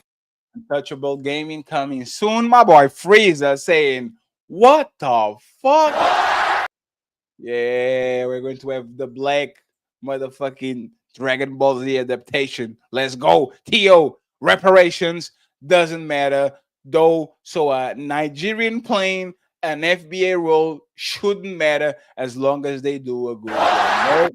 No, you African, you motherfucking African, Tio, Black Dawn, all of you, especially Nigerians, especially Nigerians. Oh,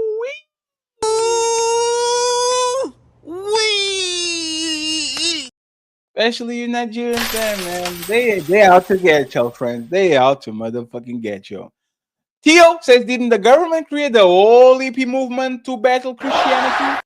Man, that's crazy. I didn't know about that.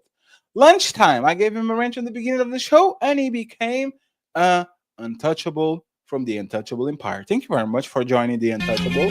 So, you think you're untouchable? Once again, I appreciate you, Robert the Meter, $10. Thanks for the stream, Chris. Thank you for supporting Chris too, Robert. I appreciate you. And finally, John motherfucking Henry saying, God to stop letting Kelly come on the show and spout noise and anecdotal thoughts without facts. John, I love money, but you were on the panel. You could tell her. You can tell her that. She's not going to bite you. She's not going to bite you. You can tell her that. But I appreciate you. Thank you very much. And once again, shout out to everybody from Wakanda that watched the show. My black people, even though I'm not black now because I'm from Portugal. And shout out to all the people from Valhalla, my Vikings. I appreciate you, friends. I hope you guys have a great weekend. I truly do. Go ahead and subscribe to every single one that these people that are on my description and make sure that you support them. Shout out to people on the Kelly side. Shout out to people on Chris' side. Shout out to people on Sean Antonio. Team Fatty, we are not signing out because I have to read the PayPals and the Cash Apps. Ooh-wee, there was a trick. Psych! Thank you very much to Carl Anderson for all the memberships. I appreciate you. Shout out to the anonymous. Person that donated $80, $90. Thank you very much. I appreciate you. Thank you. It's anonymous, so I can use it as a sponsor of the show. And shout out to my Cash Appers that make shit happen. Sean Antonio with $10 motherfucking dollars. We had Leonard Richardson with $5 claiming Untouchables. And finally, the one and only Tio with the $50 motherfucking. And I have a mosquito in my room that I need to catch. So I'll send everybody to Nino Nation. John Henry says, I told her. Aww. No, you didn't. You have to say it like this, sir. Shut up, silly woman. Thank you. I appreciate you. We're working extremely motherfucking hard, man. We're working so hard, and this shit is coming through. I am enjoying the quality of the shows. We are going to get there, friends. We're going to get there. We are going to get there. So Nino Nation is live. Tomorrow, I'll see you at 5 p.m. for the Rage in a Cage. The age gap. We are going to debate if it should exist or not, if you are in favor of not. So, Untouchables and Team motherfucking Fatty, we are signing out. Peace. All the comments would be fatty McFat, fat, fatty, fatty, fatty, fat, fat. Oh, look how fat he is, right? Look at that fatty. You know, haha, big fun, stupid fatty. I bet he can't go up the stairs. And